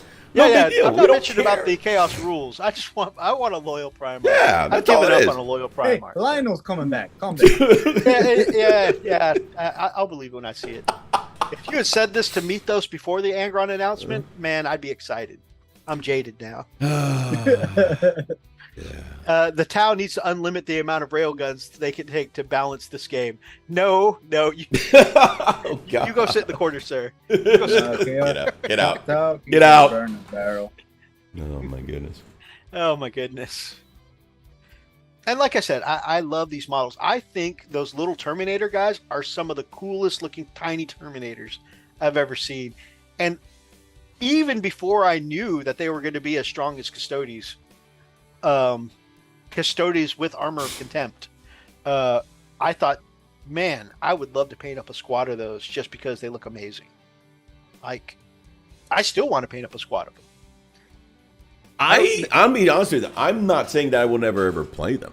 I'm just saying I don't know if I could do it with a clear conscience. You'll never ever play them. Well, my point is, in the future, who knows if they wind up, being a little more reasonable? Because honestly, I wouldn't be the one that says, okay, all right, who wants to play me? Hello? Yeah.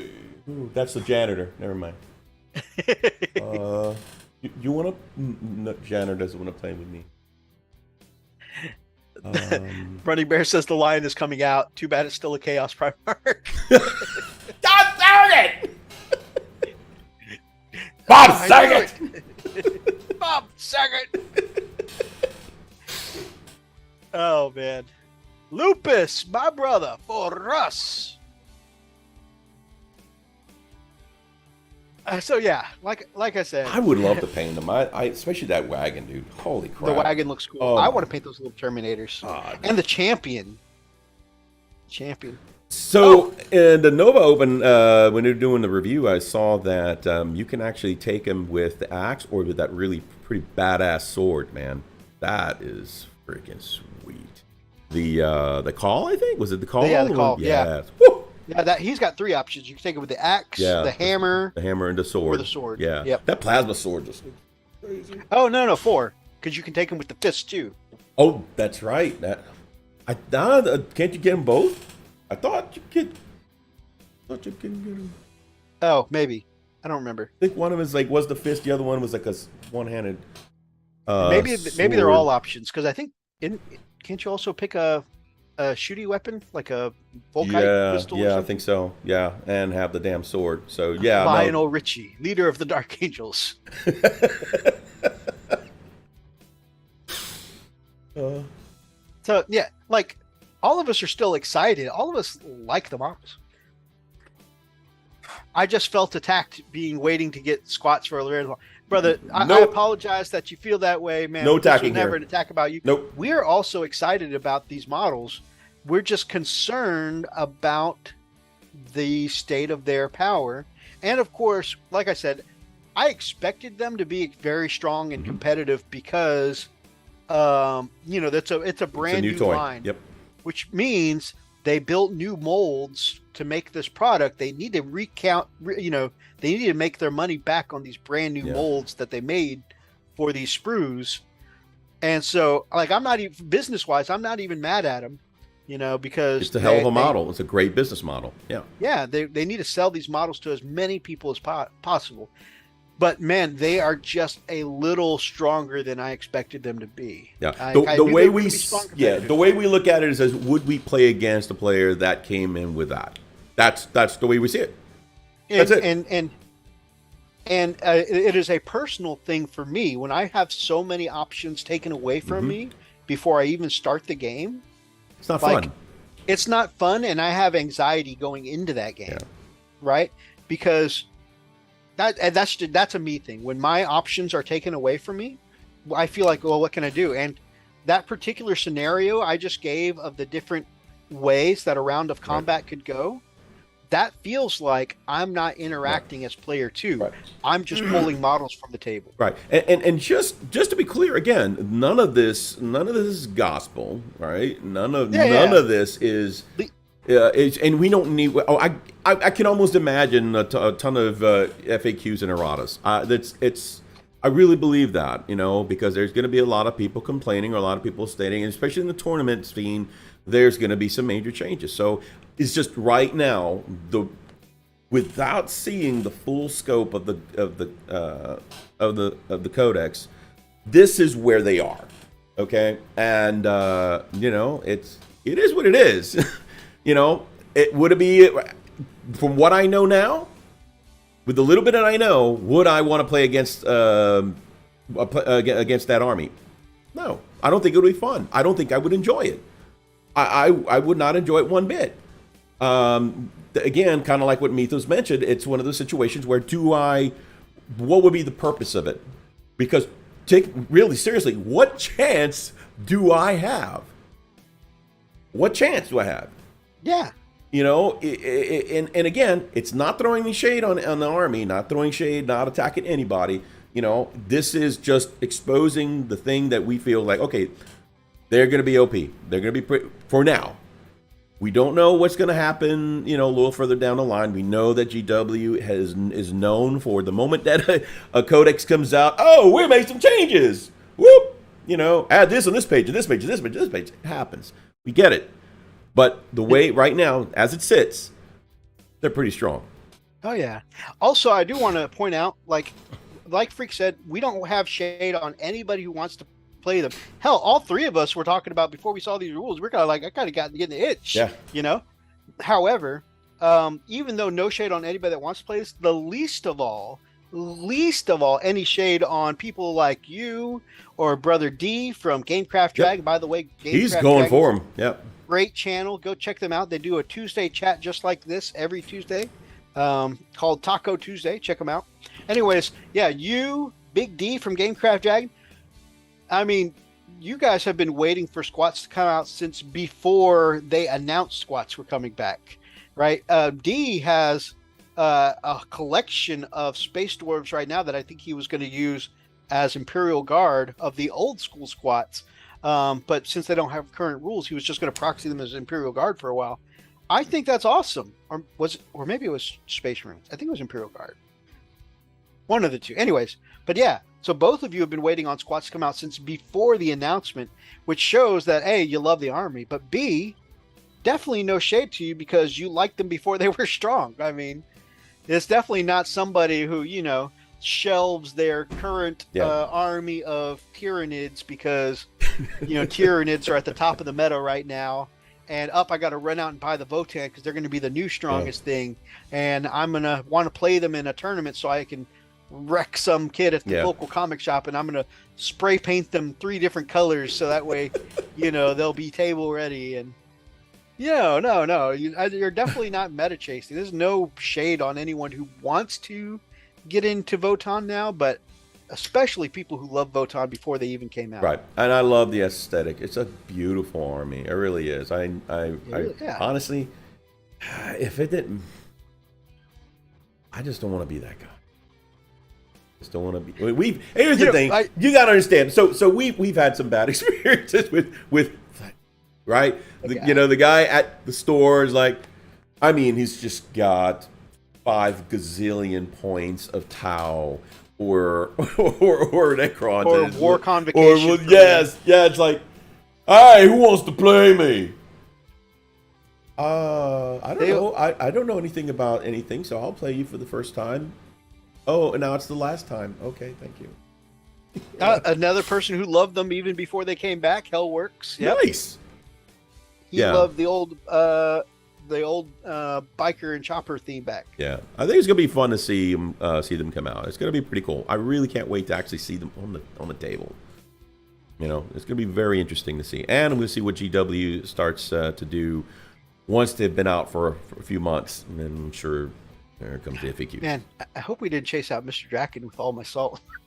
I'm sorry. He's like, those bad bastards. Never.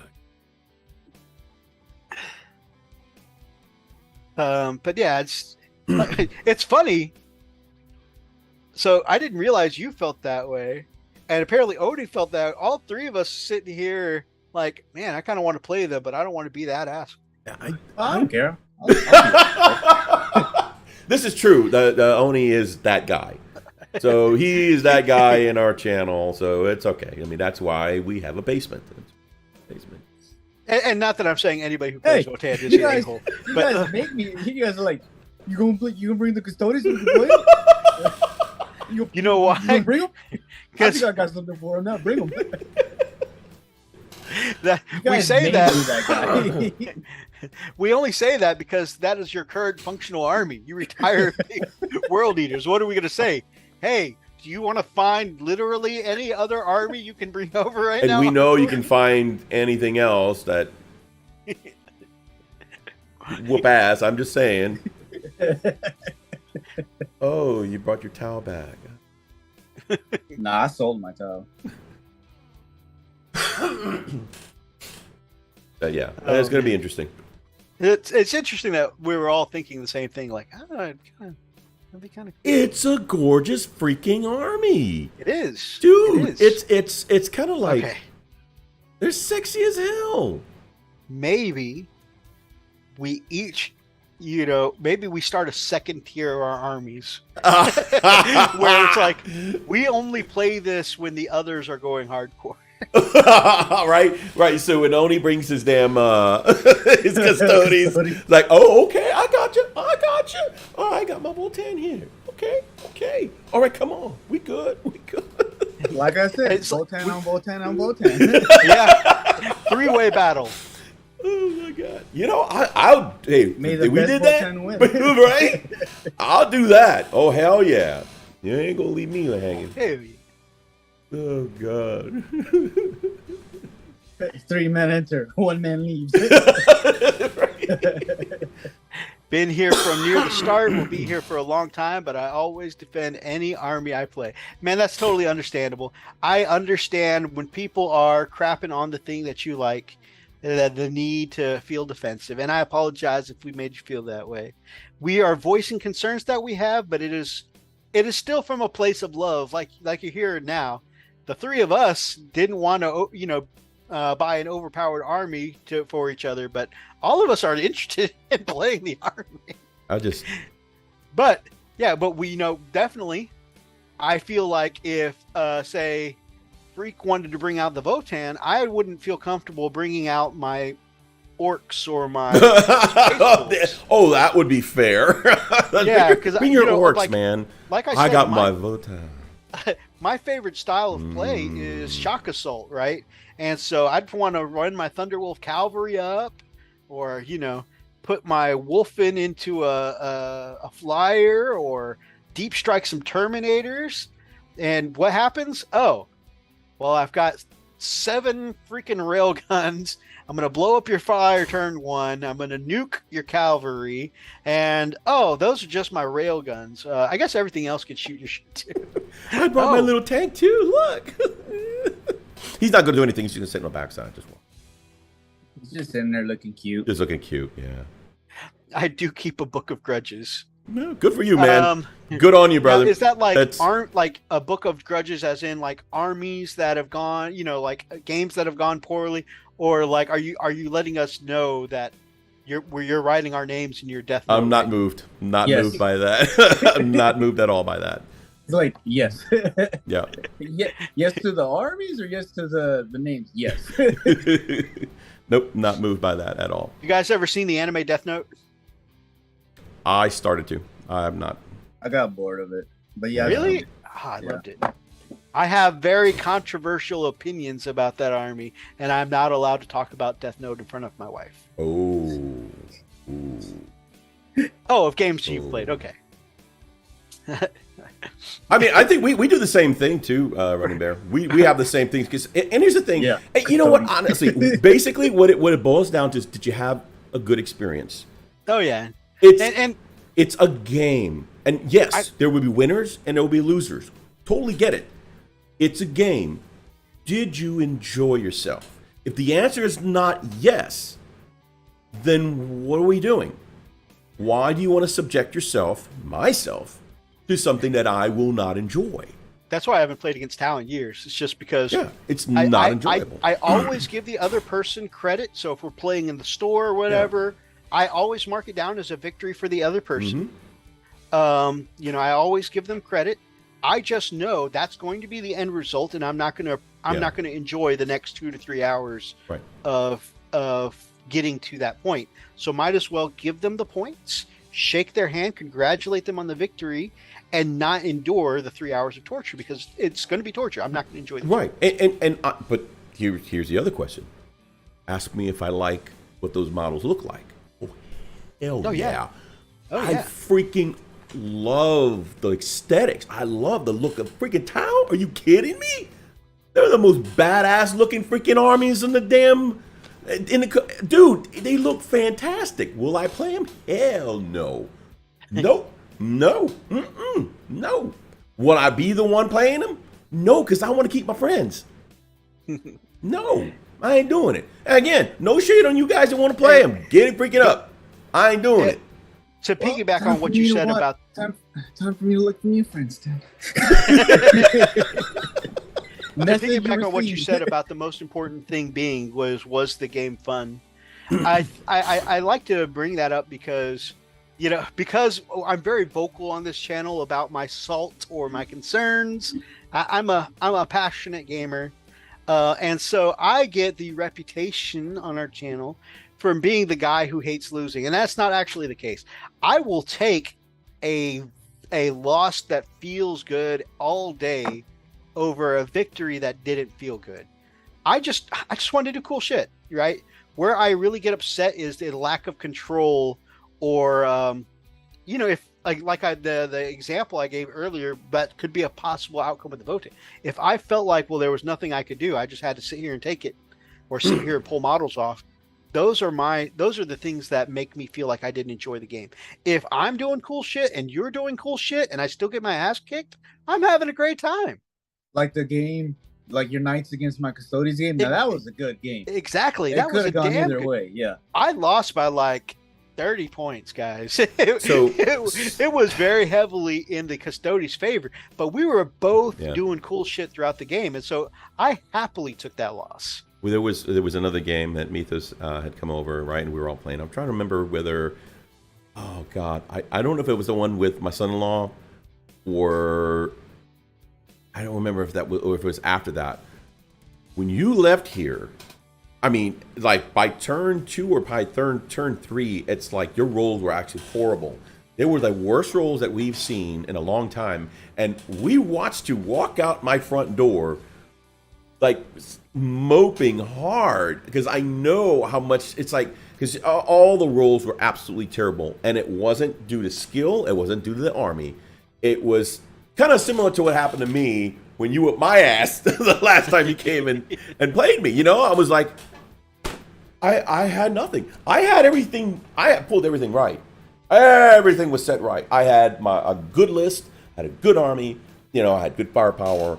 I just not had good rolls. And okay, one of the factors of control is you don't have any when it comes to dice. You have 0 control. And so if the dice got to say, you know, screw dice, you, then you have control. right? Screw you, buddy. You get 0 control, and that's what you're getting too. Zeros. You don't even get ones. You get zeros. I'm like, all right, this is great. And so I get agitated because it's like, oh God, I can't even get a chance. And so I'm watching Methos just bulldoze all over my guys. And I'm like, oh wow, you just one shot at my my Storm Talon gunship right at turn 1. I didn't even get him a chance to pull him out yet, and you shot him with a freaking missile. Oh, this is that kind of game. Oh yeah, so it was a lot of smack talk. But you know what? At the end of the game, fun is fun. I enjoyed it because we've both experienced the hell. Now, you add additional factors that are further out of my control or his. Imagine me going up against Votann or Tau with shitty rolls. Yeah. I guarantee you, I would be out that door so quick. I'll leave my models there. I'm like, all right, well, you won, Homer. You can keep my models. You earned them. Bye. And drive off. Oh, like the old day of Ante with Magic and Yu-Gi-Oh. All right, you won. You get a random card from my deck. Oh God, that's another aspect of control that always freaked me out. Woo. I think there's a lot of overreactions about Votann at the minute, especially in a game that's moved away from kill each other first toward doing objectives. There's a couple of thoughts I have on that. First of all, I don't think they're overreactions. I think they're planned reactions. I think GW, because again, they need to make money on these new molds. You know, they spent a lot of money making these sprues, these molds to cast the sprues. So I think they're hyping up the sales with these rules, so that way they're going to sell to a whole new audience, right? Because these are brand new models. So that means everybody who's a GW customer and new people coming into the game are potential buyers for this product.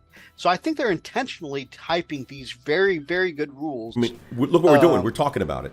Yeah, we are talking about it, and yeah, I think so. I think it's sales tactic instead of overreaction. My personal opinion, and like I said, the three of us want these models. You know, like we're into it. Yeah. So we have concerns about the state on the game, but yeah. So get this. Is this going to dissuade you from going and get these awesome armies? Type yes if it will dissuade you. If anything that's come out of our freaking mouths will dissuade you from going and get those amazing freaking armies, go ahead and put yes. Exactly. Dang it, Methos! We were supposed to talk about that. You know, no, and the other thing is that and this is a me problem. This isn't a game problem. This isn't a rules problem. Right. The second thing I want to talk about is a me problem. I understand that the game's gone towards doing objectives instead of kill each other. I will happily lose by 7,000 points if I get to kill shit. If I don't get to kill shit, if I just get slaughtered and I felt like, wow, I didn't get to do anything. I mean, if I win because I hid in ruins and did objectives, but I didn't get to kill anything, I'm not having fun. That's a me problem. That's not a game problem. That is my attitude. So that you're a is, masochist. yeah, exactly.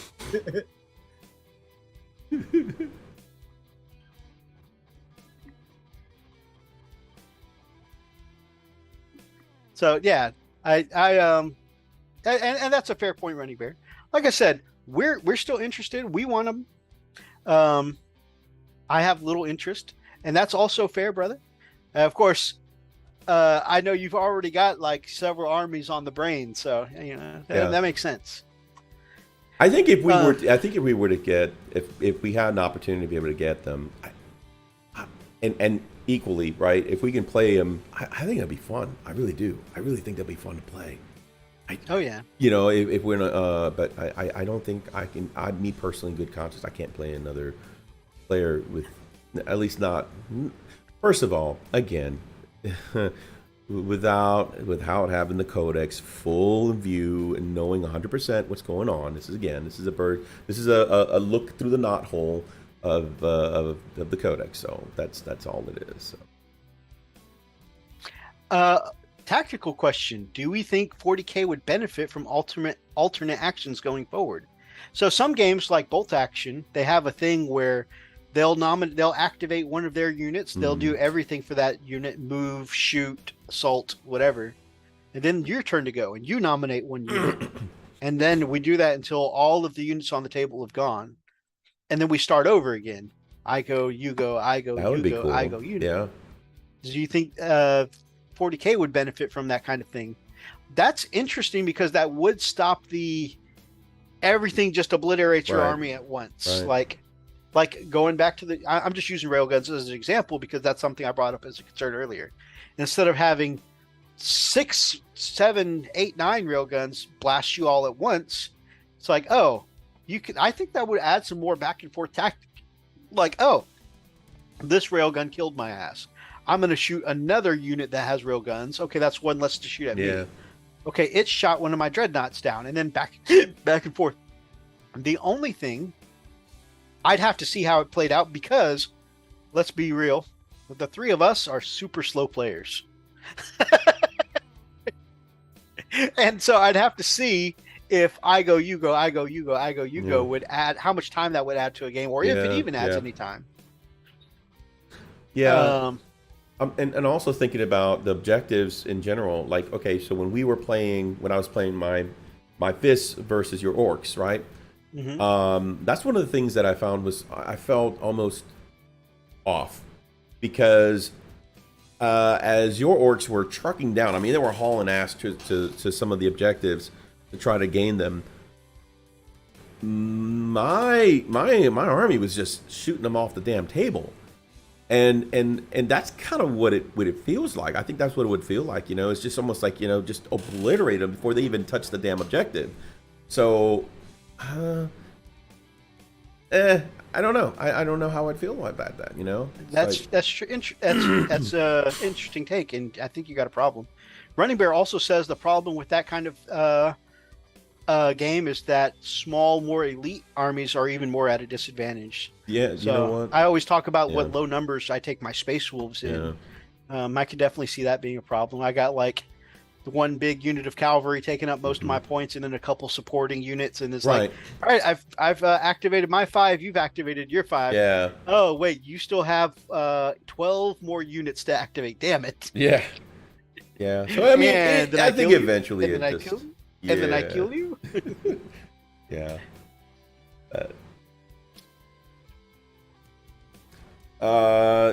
We've got more news, but we also have Art of the Week, and we're already at 10:41. Did you want to go ahead and jump into Art of the Week? Can we do one more article? Sure. Which one do you want to do? Thumbnail. Yep. Which one do you want to do? Let's celebrate the Horus Ascension model. Okay. All right. bear Gotta with talk me. about Big Daddy. Big Daddy. Okay. Yeah. Let me find him. Where are you at, boy? Ah, there he is. Okay. Yeet. Yeet.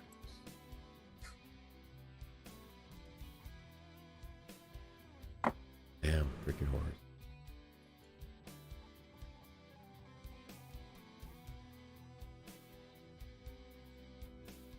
Holy crap. I just... Let me make sure. And guys, I just want to reiterate, even though we brought up some concerns today, I really appreciate, the open debate and discourse today. I really appreciated everyone participating in the conversation, and it's been some good conversation, I think. So this is the new Horus model. And guys, my brothers, I think we know someone that recently started the Sons of Horus army. Who is it? Ravensrook. Ravensrook started Sons of Horus army recently. Man. One of my favorite channels, by the way, does a Peyton chat every Monday. I think it's like 2 or 3 p.m. in the afternoon, U.S. Central. So check him out. Oh, wait. Also, Brother Oni, my favorite nephew, started Sons of Horus. All right, damage has been done. Which Horus do you think you'll want? Both. Both? This one Why is not pretty both? freaking cool. It's an amazing looking model. I really like it. Gosh, dude. I'm waiting for more lore. I'm paint scheming right now, unsure where I want to go with it. Very cool. Well, the reason I want to get both is that there's the original model, Right. and I kind of just want to have that one. So you want to go you want to Wait, have the pre-chaos, post-chaos? Is that what you're going to... We could do that too. I mean, they both, I don't know, see, they both look great. I would do it for both. I would do it like, yeah, okay, this is before he went psycho, and this is, all right, after psycho, yeah. Oh, kind of like a loyalist. Yeah. Yeah, that would be cool. Although he's in his chaos armor for both of them. Yes, sure. Yeah. But you could always paint it up in the white and gold of his original That would be armor. so sick, man. I mostly want it just for a display piece. That makes sense. Yeah. The I can see original that. one. Yeah. And this one No. to play. Now, the interesting thing, I think, like I said, it's a brilliant sculpt, and I love the updated look. And it definitely, I think when we were talking earlier before the show started, you brought up a good point saying it has the more chaosy, corrupted vibe. Yeah. Yeah. Which, I think from what I've heard so far, I think this new line of Primarchs are supposed to reflect that. They're supposed to be more towards the end of Horus Heresy and around the Siege of Terra kind of time. So I think we'll see like the more chaosy Horus. I think we'll see the corrupted traitor Primarchs, like Serpentine Fulgrim. I think we'll see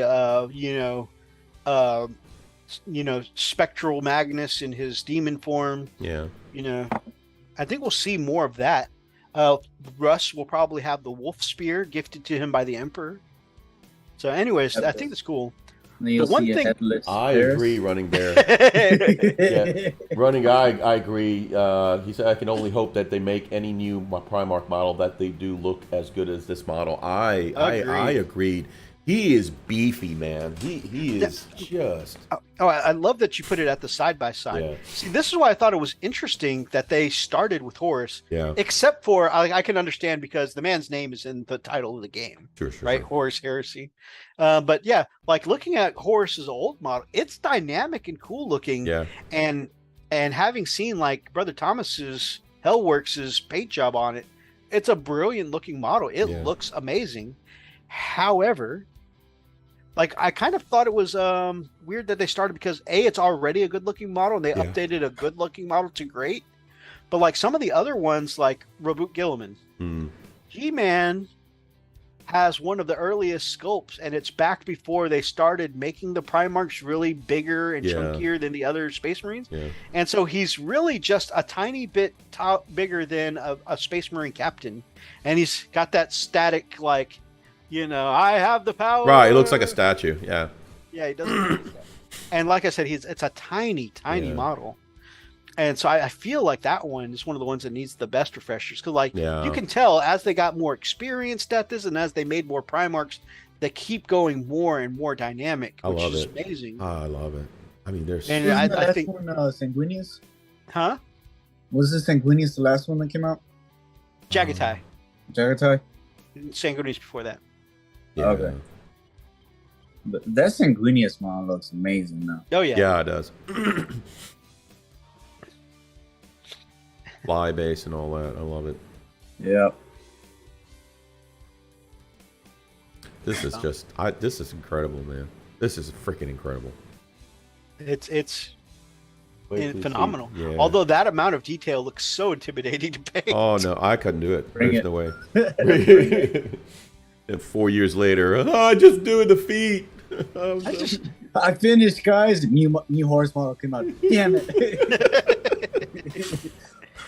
Talking about the corrupted forms of all the traitor Primarchs, a glory version of Lorgar, all of his worship of the ruinous powers. That'd be cool.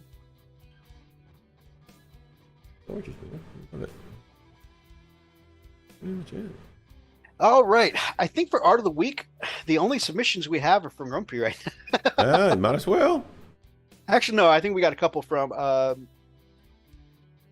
Grumpy, and of course I put Brother Warpforge in Art of the Week too, so we can take a look at some of his stuff, catch up with our old friend.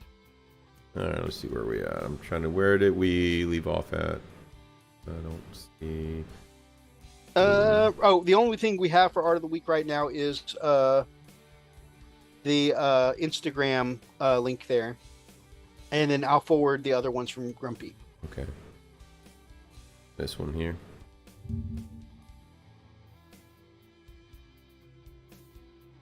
At the very bottom. Okay. From the Warforge? The Warpforge. Yeah.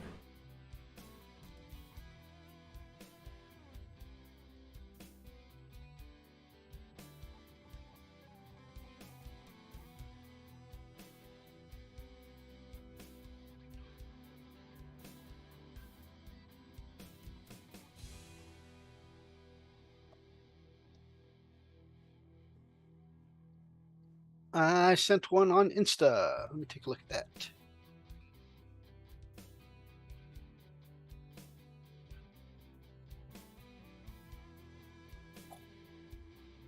Joker looks crazy.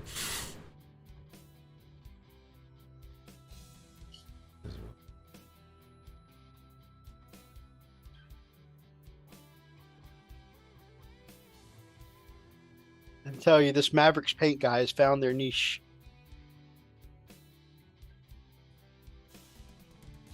Oh, that Joker is so vibrant. Yeah. Look at the detail in the face. And I have a couple of these DC models myself.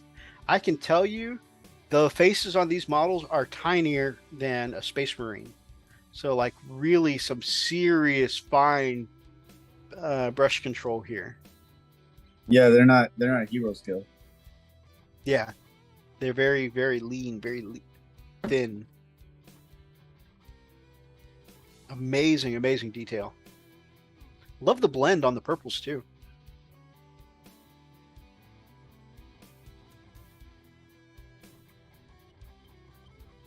The greens too. I love how the individual strands of hair really pop out.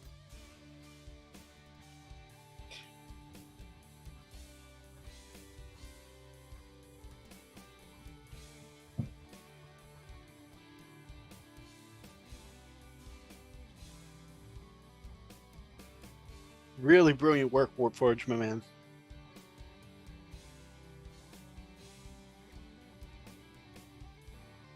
That's just incredible. The lipstick, dude. The lipstick.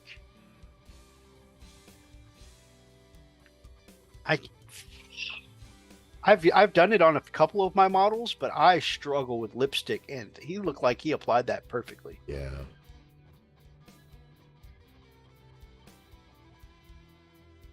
What's his name? Bullock? I want to say it's Bullock. The investigator? Yeah, the investigator. Yeah. That's so cool. Definitely recognizable as him. And some Gotham City troops. Or not troops, cops. Oh my god, my brain is still stuck on Warhammer. I love these DC models. I still have... Batman the miniature game? Yeah. I still have my Nightwing and my Red Hood. But man, I was so mad. One of the boxes that went missing in my move were the box with my Teen Titans Raven and Teen Titans Starfire. And last I looked, they were pretty rare and hard to find. Teen Titans Miniature Starfire.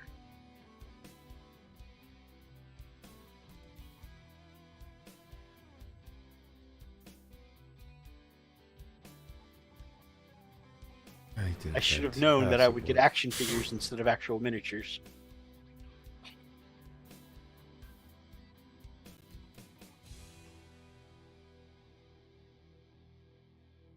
Oh no. What the hell? Dude, once again, the makeup, What is this? that looks like freehand on the shirt. Oh, gosh. Oh, okay. The video.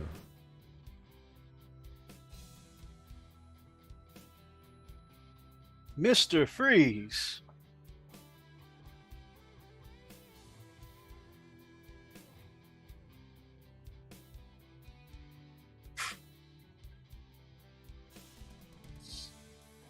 Nora Freeze.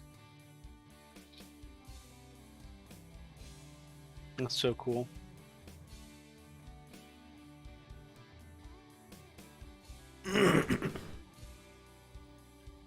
That is really cool work. Oh my god.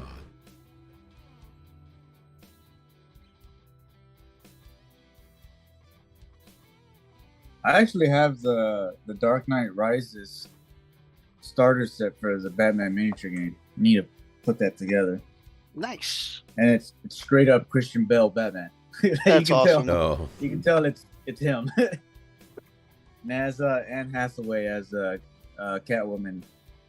That's awesome that it's recognizable like that. Yeah.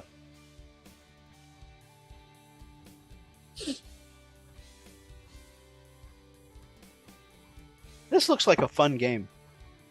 And I've enjoyed the battle reports I watched on his YouTube channel. Detail. That's just well done. Always felt bad for Mr. Freeze. Agreed. He's a classic example of doing bad things for good reasons. Just describe the towel. Hmm? You just I just described the towel. Yeah.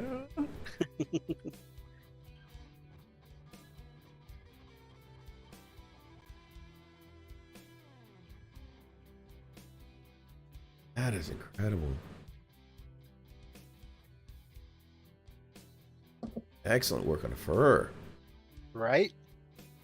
That is crazy.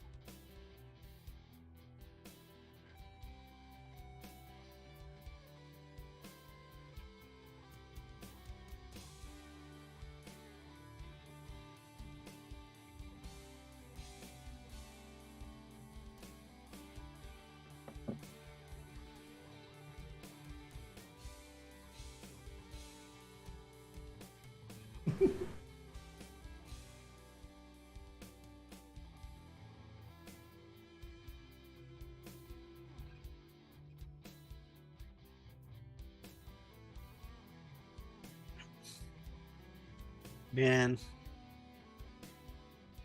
those night models can't be found anywhere. Oh man, That work on that is so very good.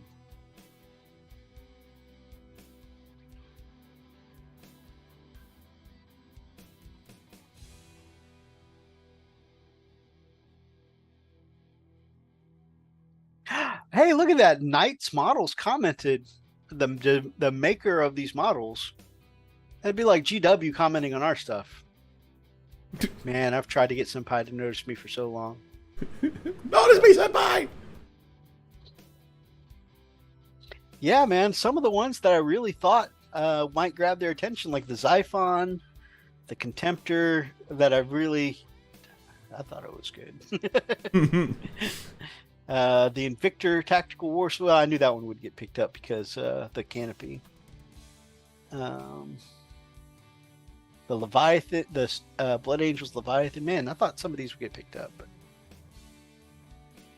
Nope, Senpai refuses to notice me. No, they probably noticed it. You know, they're just waiting for like the ultra paint job special. You know, and that's when they'll showcase your stuff. Yeah.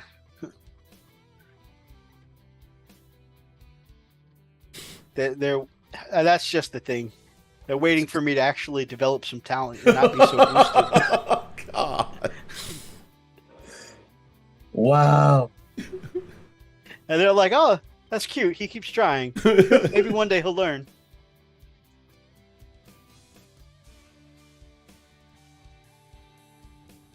Oh, he's so cute. I gotta take a picture of this. He's holding a paintbrush upside down. Ooh, that's... They're like, hey, Peachy. They're like, what? He's right back at it again. You know, that guy, he never quits. He gets right back up on that horse. I think he realizes he's on backwards. That's okay. Don't tell him. Man, it's like, look, it's a good, like, he's known. A good chunk of these have Knight Models commenting on the stuff. Look, you got a little heart from Knight Models. Man, Senpai would never give me a heart. Give me a fart. I love Senpai. Yes, I do. He's for me. Not for you. Not for you. Not for you. But for me. Not for you.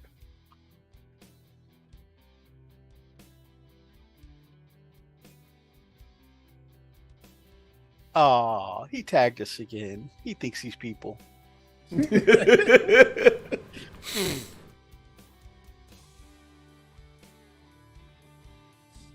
I think almost all of our Chili Network brethren too have gotten the thumbs up from Big Daddy GW.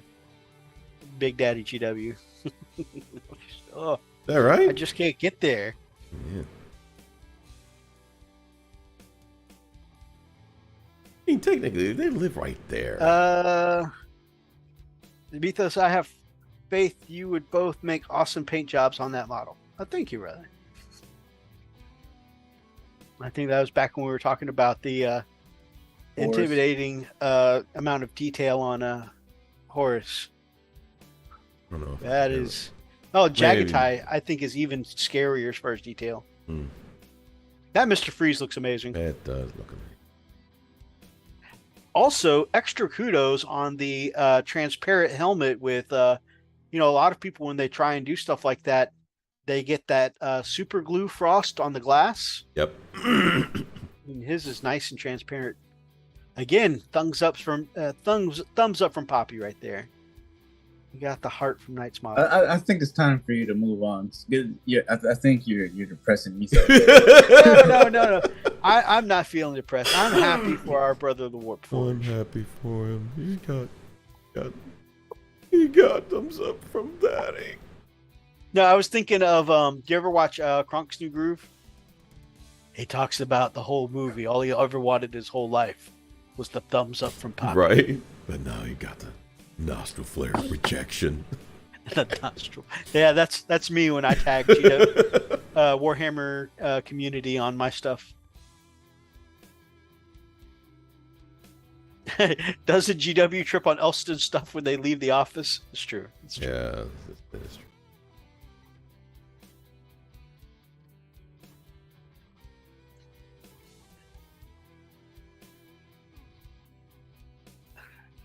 So again, he's got the thumbs up from Night Models, and also Big Mech Danskull there, YouTube legend.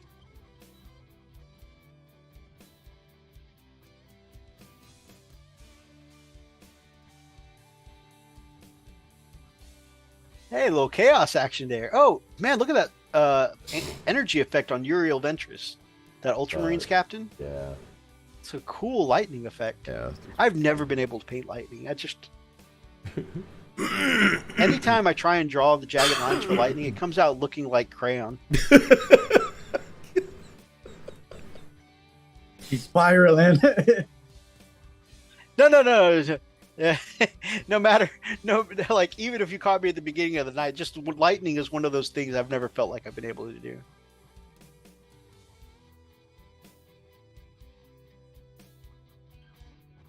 Look at the orange blade on that scythe.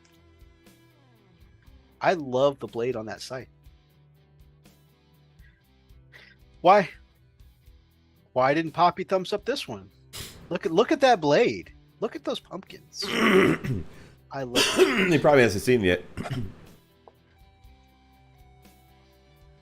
yet. I missed that? Hey, we missed them. Let's go back. I'm like knocking on the door to their office. Why you didn't like Scarecrow? What's up? That man's at the door again. All security. But lightning is easy. I mean, for someone as skilled and talented as you, yes. The man who can tattoo a freaking yeah, you're right. That's right, exactly what I was thinking. Who can do tattoos on Space Marine faces and make them look like tattoos. I try that. It just looks like a bad bruise. Oh. Methos, you got a stray mark on the Space Marine's face. You can clean that up? That was supposed to be a tattoo. Oh, I thought you missed with the brush. I'm sorry. Oh, I see it. Right, I see it. Now that I see it, take a closer look at it. You're right. Oh, that is a tattoo. You paint better than I do. No. I do some things nicely, yes. Detail is my biggest downfall, and brush control for lightning, brush control for tattoos, whew, I'm out of my zone. I do some things okay, but thank you for your confidence. Blood Angel! That's cool. Phobos Captain. Nice detail. I like the detail on the screen there. It definitely looks like a lit up computer panel.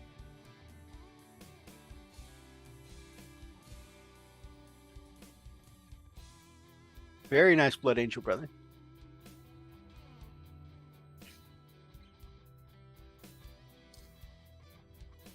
I want you to join the bloody.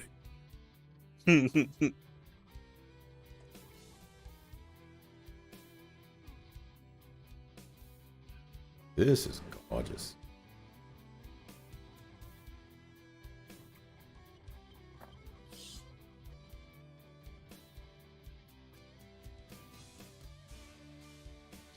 I paint like an epileptic during an earthquake. Lies. Lies. I've seen your work. Beautiful work on the Sister of Battle. And I think that's the silver... What are they called? The silver...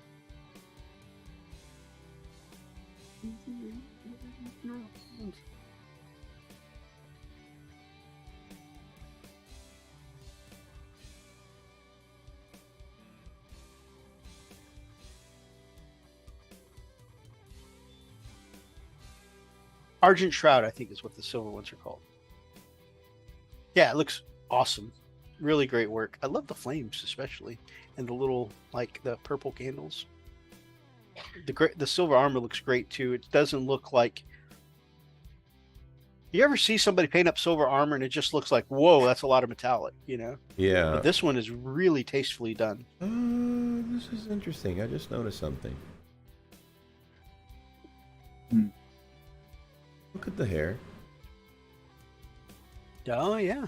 The hair looks great. It even casts off like a highlight around. Yeah, exactly. I'm moving it back so you can see it. That is really nicely highlighted. That is easy. Careful, I got a thing for brunettes. And kick.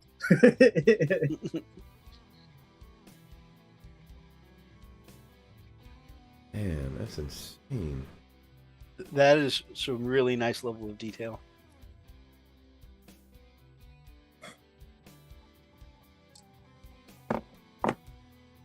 Wow. Oh, it actually says it in the hashtags Order of the Argent Shroud. Yeah. I can read. I'm sitting here like, oh yeah, they're called something. No, we get it. You were thinking for dramatic effect. Yeah. Well, he said that's how we're gonna do it. So I look at something and say, "Is that a wolf?" And I'm the retard, but he does this, and he's pausing for dramatic effect. Screw you guys! I don't hear you shit. Well, you gotta see it this way. No, I don't want to see it. Shit. No, He doesn't no, lock that's me a in the triple lock basement. on your damn basement door. He doesn't lock me in the basement. Oh, yeah, you got a point.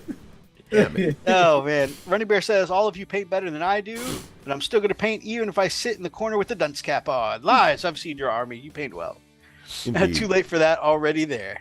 I'm gonna be honest with you, my brother. It's been a long ass time since I saw your Space Marines, but I'm missing the Space Wolves. Exgear played Blood Angels. The Blood Angles. Still Wolves. What is this? Is this no, this is Night Models. This is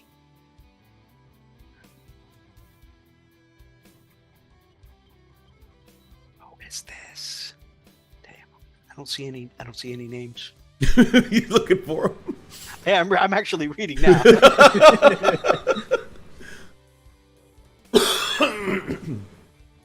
I feel bad because I'm a DC fan and I have no idea who this is. I think this is just a. I don't think it's. Is this DC? Oh my god, I'm sitting here. Lex Crop Trooper. Yeah, I was about to say, I'm sitting here reading the hashtags. It says some LexCorp troopers were kind enough to volunteer to be part of the Mad Hatter's crew as part of the. Okay, so it's a LexCorp trooper. God. See, that's what I'm talking about. Everybody's like, "Oh, tee-hee, oh, we're laughing with you." No, hey, is that a wolf? Yes, freak, they all are.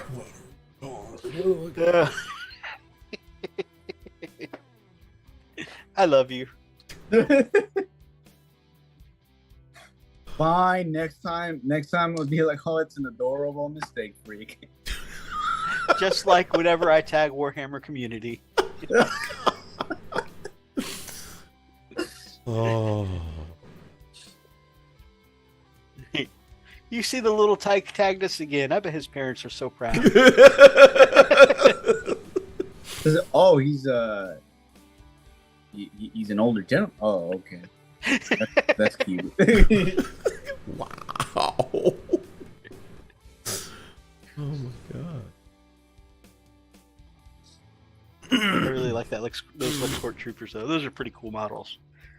They really got like an Iron Man vibe to them.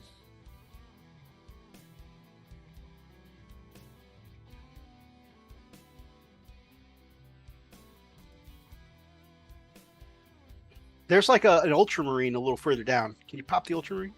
Yeah. Ooh, Chaos Space Marines. That is a classic. Yeah, codex. let me get That out is of an here. old school one. Let's see. Where's? Oh yeah. Also, his friend has some really vibrant fuchsia color hair that looks cool. I like painting that color a lot.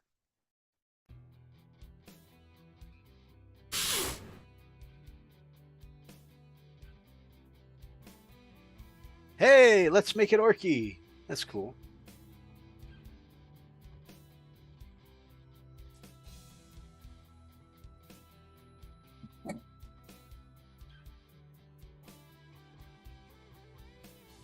Very nice. Instead of I march from her crag, he says I march from my crack. Sometimes you just need the crack. You do. Oh, I got any cash? I got some errands to run. I'm afraid I ain't gonna make the bank. That's cool. Good looking Ultramarines. Now, he said earlier he painted. Oh, I like that burner effect.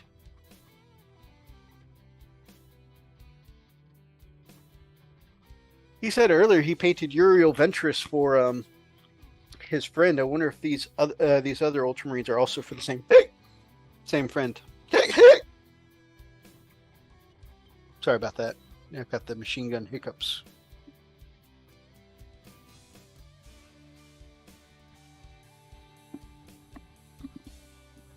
Not painted anything in a long time, and even longer since I played.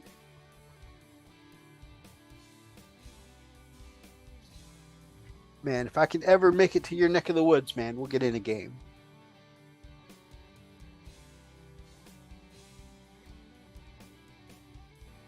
I love that white helmet. The white helmets on Ultramarines just look so cool.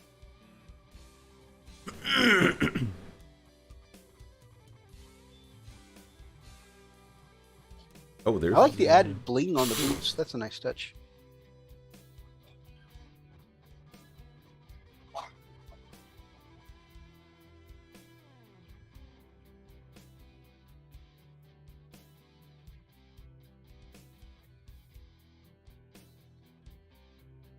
Uriel Ventress. I've got a Uriel Ventress in Oni's box. I'm looking forward to this guy. Looks really cool. Great work, brother.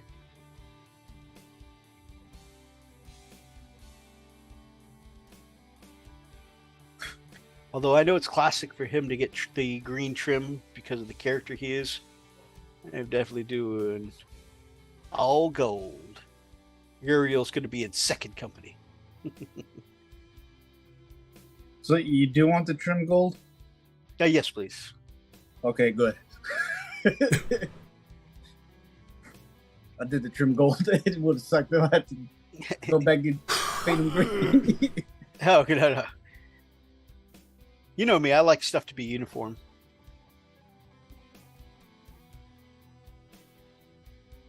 That looks really cool. I love, like, I've seen them in, like, different colored warp flames. It's cool seeing it as, like, you know, just the dark smoke. After this model, you want to take a quick glance at some of the badassery from Grumpy, and we'll wrap it up. Call it a night. You sent it? Mm-hmm. All right, sweet. Let me, Grumpy, where are you? I think you put some here. Ah, yes, there you are. You put... From Grumpy Guy Gaming. All right, here we go. All right, guys, get ready to really do some brush burning.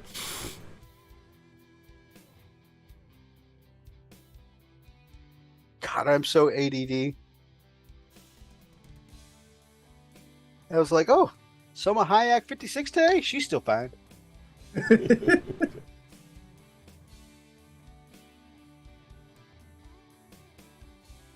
Constantine Valdor. I know some people find the Constantine Valdor model too busy. I've always loved this sculpt, and I think Grumpy did a great job with this. That cloak looks awesome. Mm.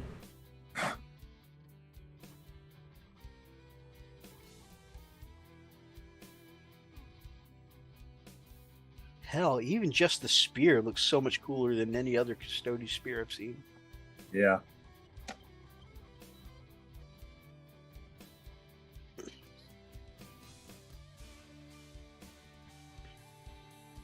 Something I hear commonly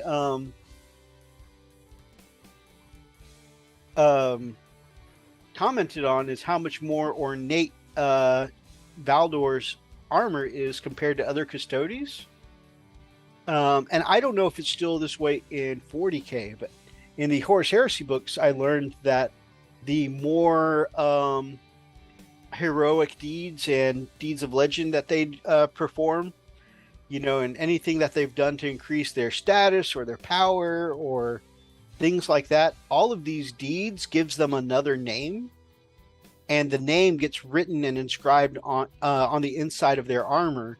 And so eventually, like after they've performed so many deeds and gotten so many promotions rising through the ranks, their stuff gets more and more ornate, and like the extra panels of armor and stuff like that all get, some of it is because they're getting extra panels of armor, so that way they can inscribe more names on the inside. Oh, wow. So like I think Valdor himself has thousands of names because of all the heroic deeds he's accomplished. And of course, some Titanicus badassery. I love these knights. Back to Valdor.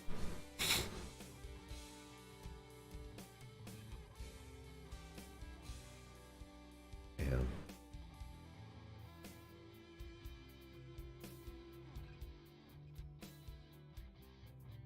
Need to get me a Valdor so I can ruin him and put him in blue armor along with the rest of my custodies. I know that's going to trigger someone.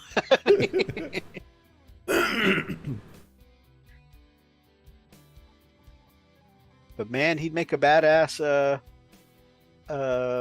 shield captain in Terminator armor, huh? These Chaos guys look good.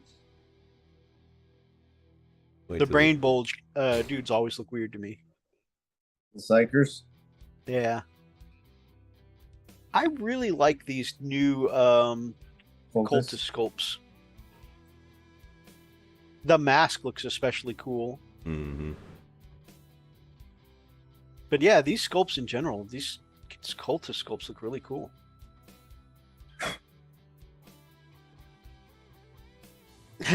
Running Bear says, still not as heroic as a space wolf. You right.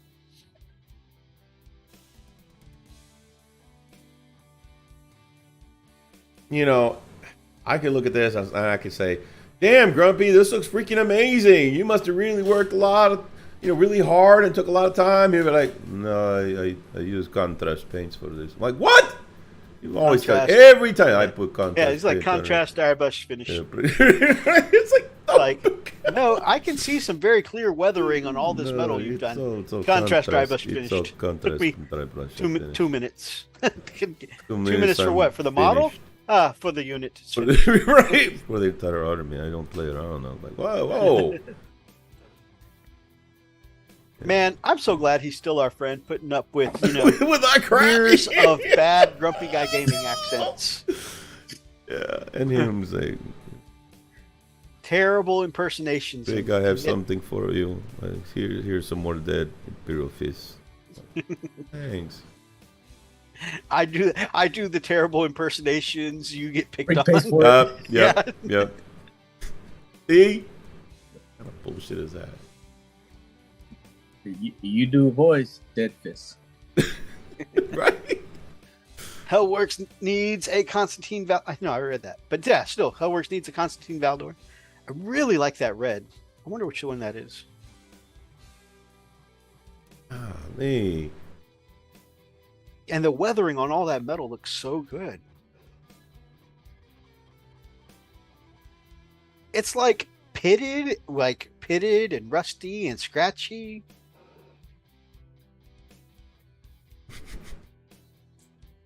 I just have ass heads. Huh? You'll see it. Hang on. That's his strong hand, by the way. Right.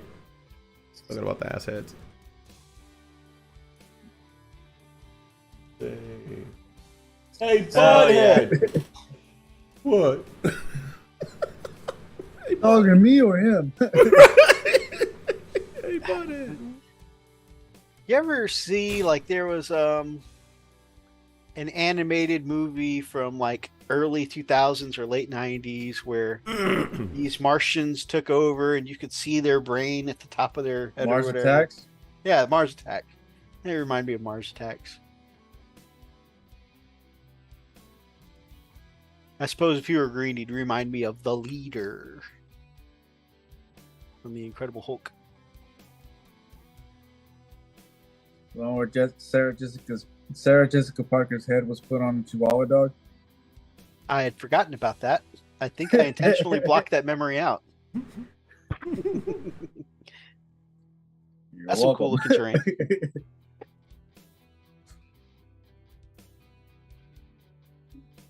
Is that?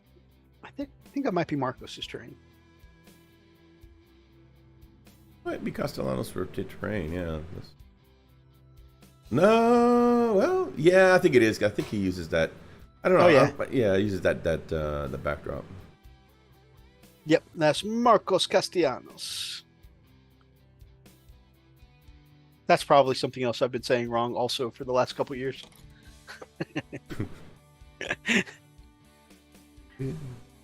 We just I'm not even a teacher anymore, so I can't just say it's my prerogative to mispronounce names. Right, A Ron. Ron. Reminds me of the villain in the Green Lantern movie. Oh yeah. What the? I think I blocked that out too. Speaking of something I want to block out. You can thank your brother Hellchild for that.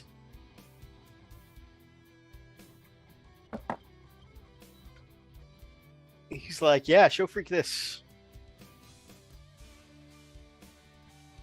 This Maverick Paints guy, we've showed their stuff on our Art of the Week several times. That seems to be their niche now. Oh, the gruesome crap, yeah.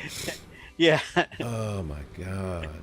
Yeah. This that is a big that is so hole gross. in it. Overcharging your plasma pistol goes wrong. Yeah. I love that. Look at this crap. I think that guy gets split in twain from a berserker axe. Just wait for it. 'Tis a flesh wound. Update.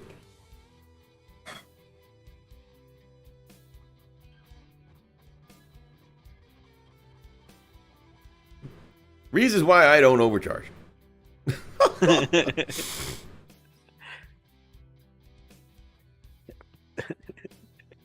Poor freak, too many blows to the Imperial Fist.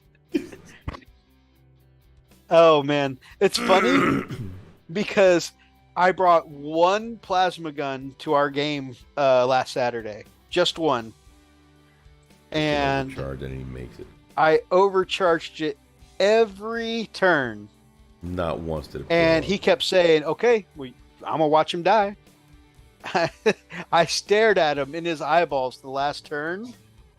I rolled 3 shots for the D3 plasma cannon, made all 3 shots, and he lasted the whole game. He never died.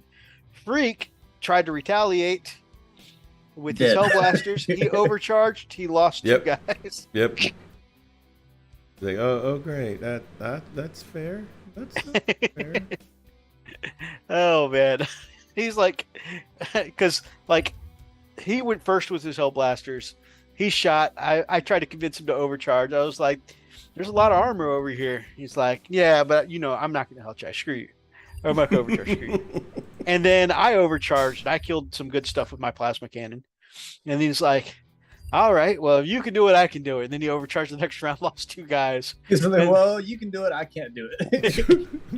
And then I overcharged again the 3rd time. And then I finished off the rest of that Hellblaster squad with the lucky triple shot. He like he said earlier, it was the dice. Like that was 100% the dice. It's demons.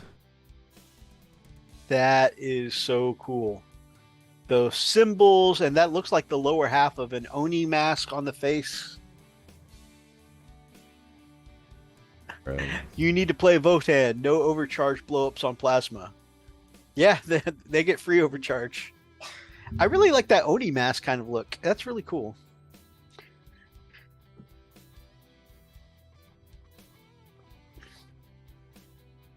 You know, they were very tasteful with the weathering on this. I love it. I was just thinking that, like the very skillful paint job comes out very strongly.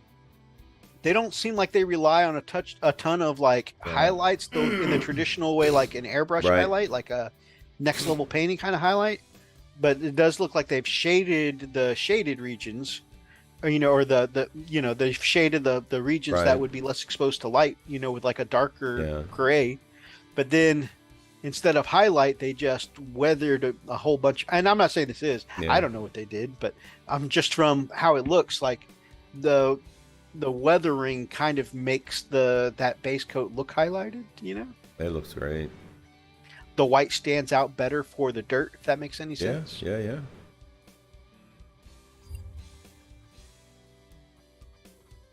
Yeah. Beautiful, beautiful to work tonight, everybody. As always, thank you everyone who sends in anything for Art of the Week. And big thanks to Grumpy Guy Gaming, who woke up early, or either woke up early for work or before bed, sent us stuff specifically for the show, even though, it was time for him to get some sleep. Yeah. Also, shout out to Brother the Warp Forge, fellow YouTube content creator, and is doing a lot of stuff on Instagram nowadays. Gets the big thumbs up from Poppy. So I'm jealous, but I'm not jealous. You're jealous. but really great stuff. Go check out his Instagram page. I'm going to go ahead and paste it again here, just so that way you guys can check him out. I'm going to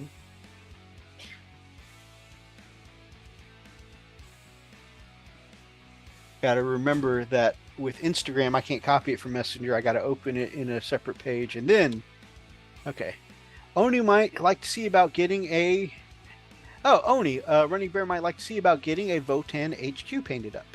Nice. Okay. And by the way, guys, if you're watching some Let's Plays, I'm just gonna link my channel here real quick. Freak the Gamer, go check it out. I've got part 2 already up and running on the channel, and this is part of the Whistleblower. It was a great DLC, so go watch me run around aimlessly freaking out. So you get to do what Methos does, laugh at my expense. So I love watching him freak out. Like, I really love watching him freak out. Go check him out for sure. Dang it. Did you post it? Oh yeah, it's up there. Okay, it might just be taking me a minute to update. Yeah.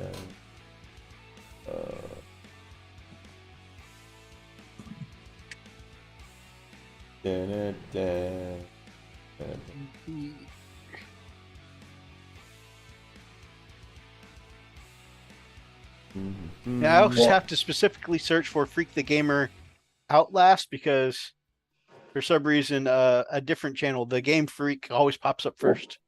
What? I was just saying, I always have to search specifically for Freak the Gamer with Outlast. For some reason, I always get a different Game That's Freak weird. up first. Yeah. Isn't Game Freak the Pokemon game creators? Oh, you know what? I'm wondering if it's not going to let me because I'm probably not. That's good. I've got mod privileges. There we go. Yeah. There's Freak the Gamer. There. They're on YouTube. Yeah. Brother Superfly says, "Good night, fellas. Have a great one. I will see you in a minute." Brother Superfly. Cool, man. So, Brother Oni, any closing thoughts for tonight, man?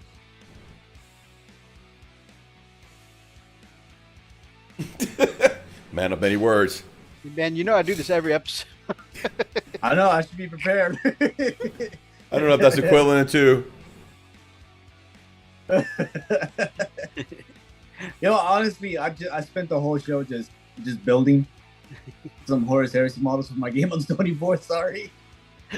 It's all great, baby.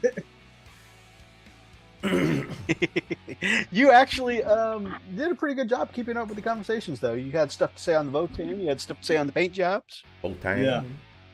And I think like 15 minutes, I muted myself because I was airbrushing. So I got the I got the bronze on Big Daddy Angron. Dang. Nice. All right. Give us a little showy show.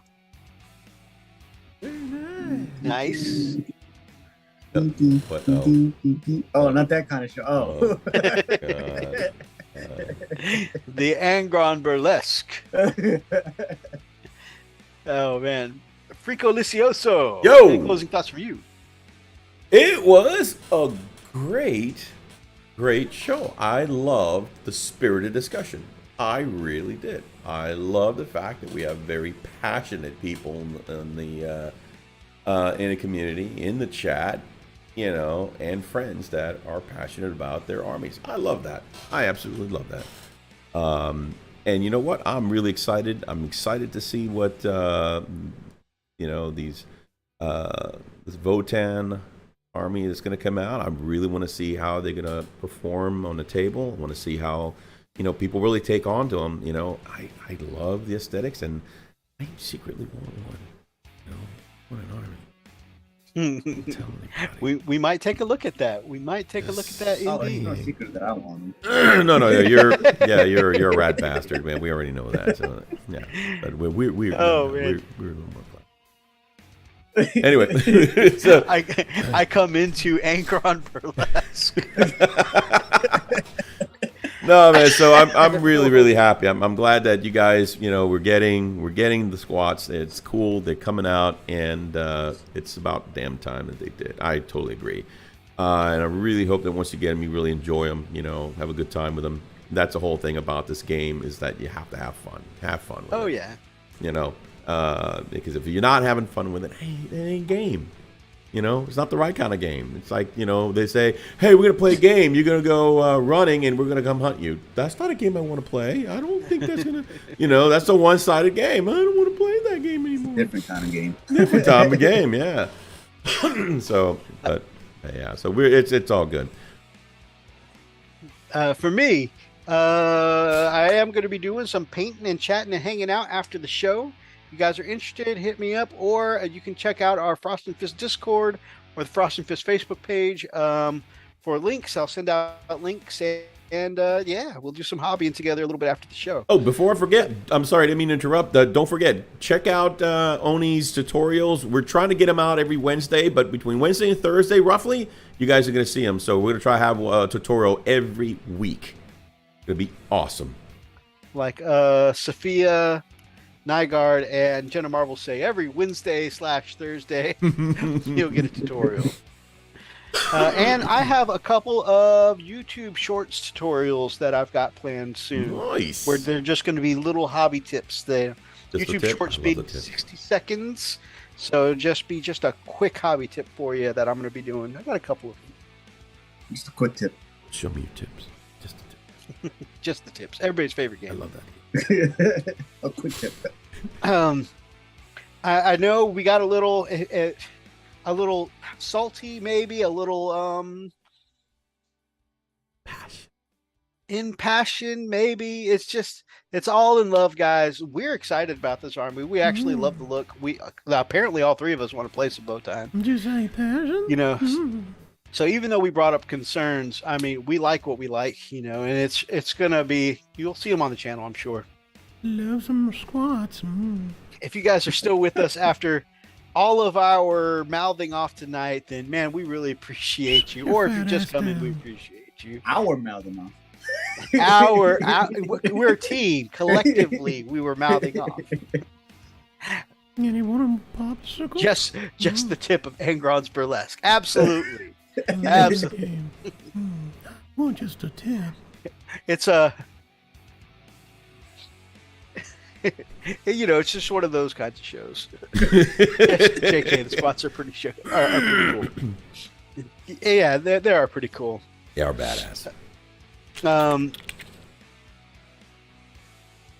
Thank you all so much for watching us tonight. If you guys like tonight's episode, please make sure that you grab up an ox. Moo. Smash that like Still haven't button. fixed it yet. Sorry. Moo!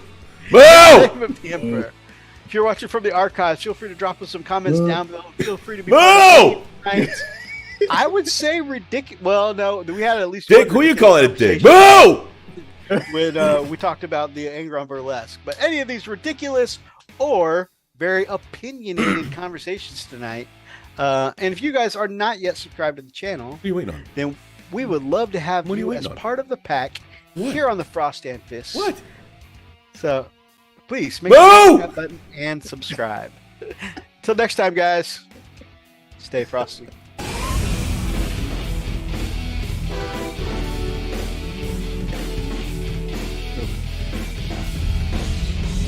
You just moved.